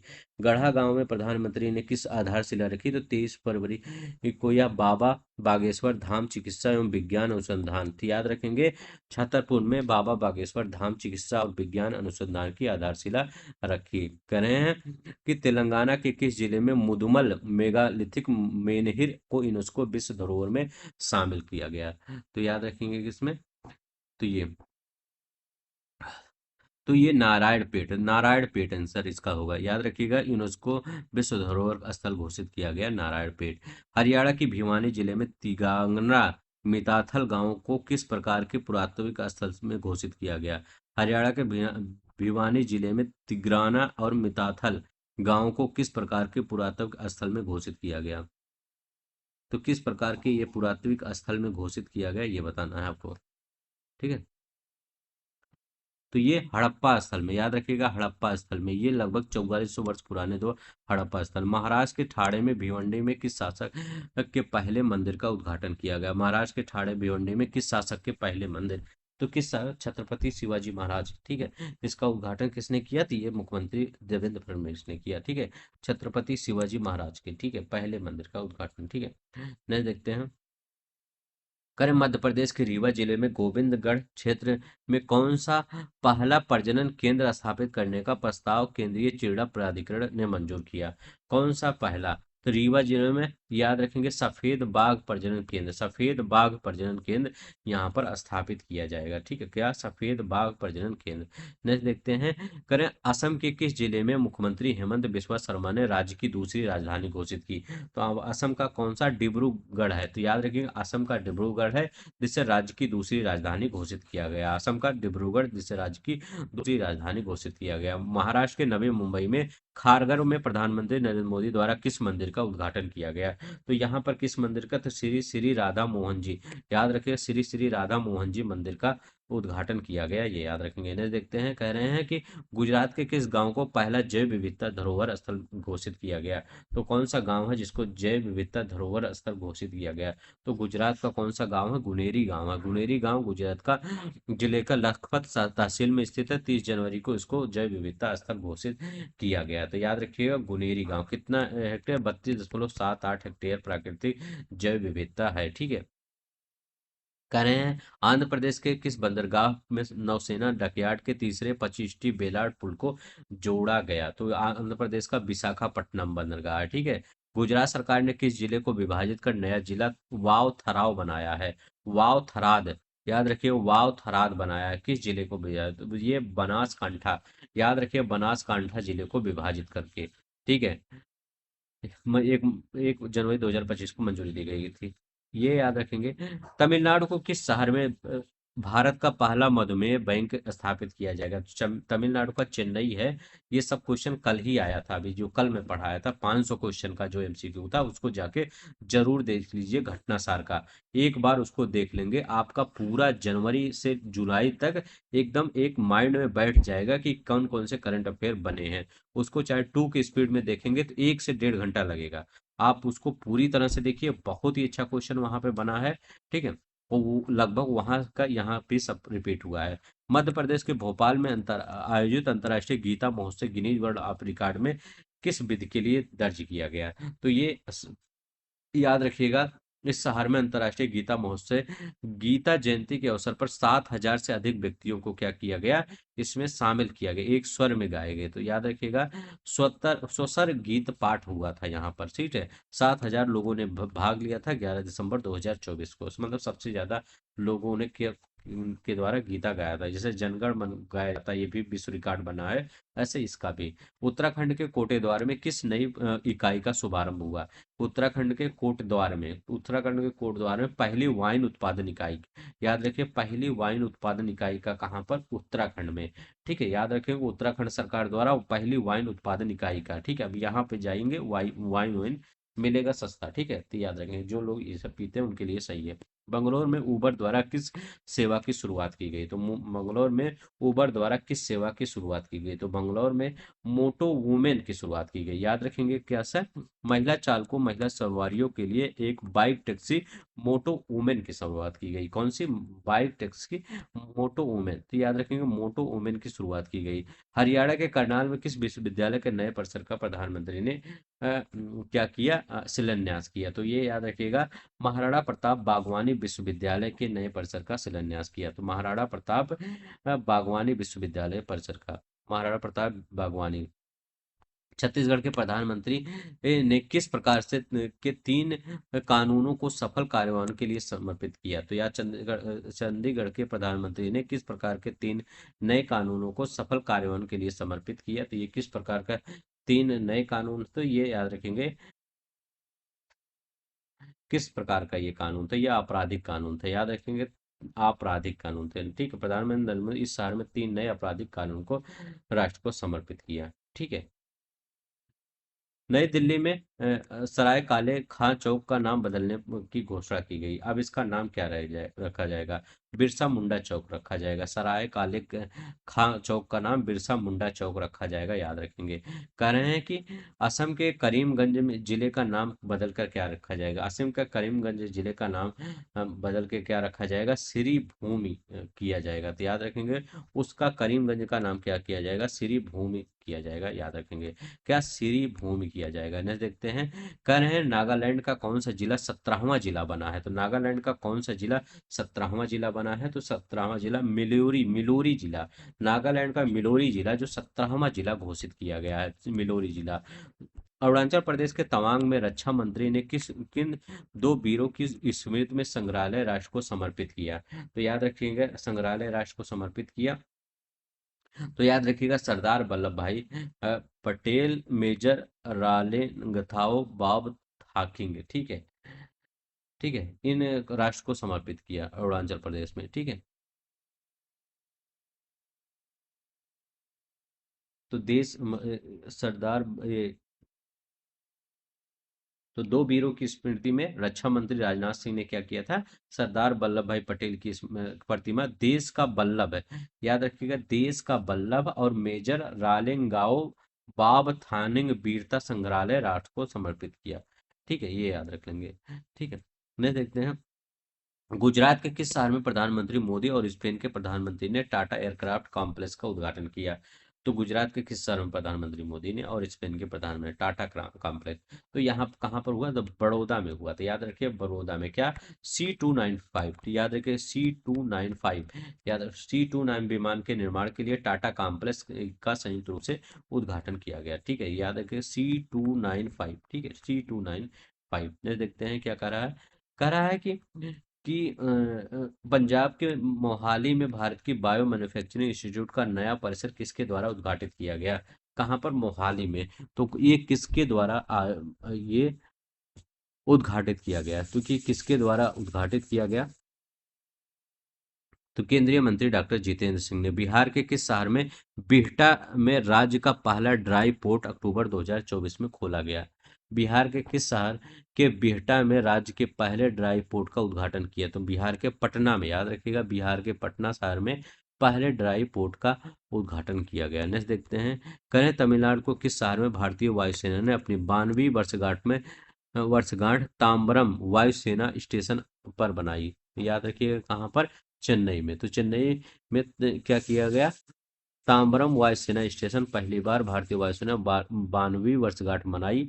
यहाँ पर क्या है? IITM रिसर्च पार्क 6G के लिए पारंपरिक क्वांटम संचार और उत्कृष्टता केंद्र का उद्घाटन भी किया गया। ठीक है, यहाँ रखिए चेन्नई में। अब यहाँ तमिलनाडु के किस शहर में IITM रिसर्च पार्क को उत्कृष्टता केंद्र का उद्घाटन किया गया? तो अभी वही क्वेश्चन बताए थे, ये 6G के लिए। ठीक है, तो याद रखिएगा तमिलनाडु को चेन्नई शहर में किस विषय पर? तो 6G के लिए। अभी हमने बताया 6G के पारंपरिक और क्वांटम संचार के लिए। करें मध्य प्रदेश के किस शहर में देश की पहली आधुनिक और आत्मनिर्भर गौशाला का निर्माण हुआ? पहली आधुनिक और आत्मनिर्भर गौशाला का निर्माण ये जो हुआ, ये कहाँ पर? तो ये कहाँ पर हुआ? ग्वालियर में हुआ। तो ये ग्वालियर में हुआ मध्य प्रदेश के पहली आधुनिक आत्मनिर्भर गौशाला का निर्माण। ठीक है। महाराष्ट्र के उदगीर में नवनिर्मित विश्व शांति बुद्ध विहार का उद्घाटन किसने किया? तो विश्व शांति बुद्ध विहार का उद्घाटन किसने किया? तो ये किसने किया? लातूर में, ये राष्ट्रपति द्रौपदी मुर्मू ने। तो महाराष्ट्र के कहाँ पर? महाराष्ट्र, ये लातूर में, इस जिले के उदगीर में, या लातूर है इसी जिले का उदगीर है, इसमें राष्ट्रपति द्रौपदी मुर्मू ने किया। ठीक है। विश्व शांत बुद्ध विहार का उद्घाटन, विश्व शांत बुद्ध विहार का उद्घाटन करें। मिजोरम की राजधानी आइजोल में भारत के 500 सामुदायिक रेडियो स्टेशन अपना रेडियो 90.0 FM का उद्घाटन किस केंद्रीय मंत्री ने किया? तो किस केंद्रीय मंत्री ने इसको किया? तो बताइए, ये किस केंद्रीय मंत्री ने? केंद्रीय मंत्री अश्विनी वैष्णव ने किया, याद रखेंगे किसने किया? केंद्रीय मंत्री अश्विनी वैष्णव ने किया। ठीक है। कौन सा? अपना रेडियो 90 पॉइंट FM आइजॉल। हाल ही में किस देश ने डब्ल्यूटीओ के मत्स्य पालन सब्सिडी समझौते को स्वीकार करने वाला 101वां देश बना है? ये बताइए 101वां देश कौन सा बना है? तो ये कौन सा, निकारागुआ बना है। तो याद रखेंगे निकारागुआ बना है। नहीं, देखते हैं क्या करा है। कह रहा है कि 2 जून 2025 को निकारागुआ विश्व व्यापार संगठन के मत्स्य पालन सब्सिडी के समझौते के औपचारिक रूप से स्वीकार करने वाला 101वां देश बना है। भूटान के किस कंपनी के साथ मिलकर दुनिया का पहली राष्ट्रीय पर्यटन भुगतान प्रणाली शुरू की? तो दुनिया की पहली राष्ट्रीय भुगतान प्रणाली किसने शुरू किया है? तो ये किसने किया है? तो याद रखेंगे, ये शुरू किया बिनांस पे। याद रखेंगे, बिनांस पे और डीके बैंक द्वारा संचालित किया गया है। बिनांस भूटान और बिनांस पे ने इसको राष्ट्रीय पर्यटन भुगतान प्रणाली बिनांस पे याद रखेंगे यहाँ पर। ठीक है, मई 2025 में भूटान और बिनांस पे ने डीके बैंक के साथ मिलकर विश्व की पहली राष्ट्रीय पर्यटन भुगतान प्रणाली शुरू किया है। विश्व का पहला वाणिज्यिक स्तर पर ई मेथेनॉल संयंत्र किस देश में शुरू किया गया? वाणिज्यिक स्तर पर ई मेथेनॉल संयंत्र यहाँ पर कहाँ पर शुरू किया गया? तो ये डेनमार्क में। तो याद रखेंगे, वाणिज्यिक स्तर पर ई मेथेनॉल संयंत्र किस देश में शुरू किया गया? डेनमार्क में शुरू किया गया। ठीक है, करा है 13 मई 2025 को डेनमार्क में यूरोपियन एनर्जी और मित्सू द्वारा विकसित ई मेथेनॉल संयंत्र शुरू किया गया। नेक्स्ट देखते हैं क्या कह रहा है। कह रहा है अनुराधापुरम में भारत और श्रीलंका ने किस क्षेत्र में सहयोग किया? अनुराधापुरम में भारत और श्रीलंका ने किस क्षेत्र में सहयोग किया? तो ये रेल परियोजना में। ठीक है, तो किसमें? रेल परियोजना में।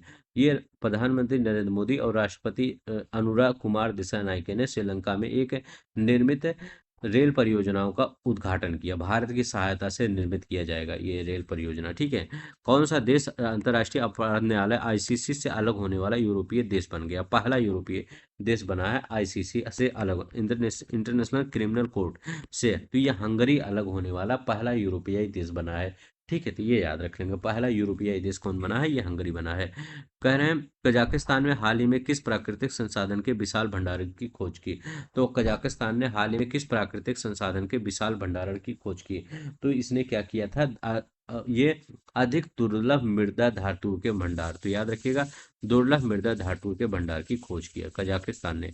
नेक्स्ट देखते हैं, ये हो गया आपका। ये देखिए, 20 मिलियन मीट्रिक टन से अधिक मृदा लाभ। होली के सांस्कृतिक पर्व को मनाने के रूप में मान्यता देने वाला अमेरिका का तीसरा राज्य कौन बना है? तो अमेरिका का तीसरा राज्य कौन बना है? ये टेक्सास बना है। याद रखेंगे कौन सा बना है? टेक्सास होली को मान्यता देने के रूप में। इसके पहले कौन था? इसके पहले जॉर्जिया था। याद रखेंगे, इसके पहले जॉर्जिया था और जॉर्जिया के बाद क्या था? न्यूयॉर्क था। तो न्यूयॉर्क और जॉर्जिया का नाम याद रखेंगे, न्यूयॉर्क और जॉर्जिया। ठीक है, तीसरा अमेरिकी राज्य बन गया। यहाँ पर देखते हैं, अप्रैल मार्च 2025 में टेक्सास सीनेट में होली को सांस्कृतिक पर्व मनाने का प्रस्ताव पारित किया, जिससे न्यूयॉर्क और जॉर्जिया में मान्यता दी गई। ठीक है, नेक्स्ट देखते हैं, हमारा क्या करा है। पनामा किस अंतर्राष्ट्रीय परियोजना से बाहर निकला? तो पनामा किस अंतर्राष्ट्रीय परियोजना से बाहर निकला? तो पनामा 2 फरवरी 2025 को पनामा ने चीन के belt and road initiative BRI से हटने की घोषणा की। वह ऐसा करने वाला पहला लैटिन अमेरिका देश बन गया है। कौन सा बन गया है? पनामा बन गया है। याद रखेंगे, किस देश में सार्वजनिक स्थानों पर चेहरे को ढकने पर प्रतिबंध लगा दिया गया है, लागू कर दिया गया है? किस देश में सार्वजनिक स्थानों पर चेहरे ढकने पर प्रतिबंध लगा दिया गया है? तो कहाँ पर सार्वजनिक स्थानों पर? तो स्विट्जरलैंड में। स्विट्जरलैंड में याद रखिएगा कि सार्वजनिक स्थानों पर ये ढकने पर चेहरा ढकने पर प्रतिबंध लगा दिया। 1 जनवरी 2025 स्विट्जरलैंड में सार्वजनिक स्थानों पर चेहरा ढकने पर प्रतिबंध लागू कर दिया गया है। ठीक है, और 100 स्विस फ्रैंक तक जुर्माना भी लगाया जाएगा। वो 1,000 स्विस फ्रैंक, 1,000 स्विस फ्रैंक सोच सकते हैं, बहुत ज़्यादा होगा।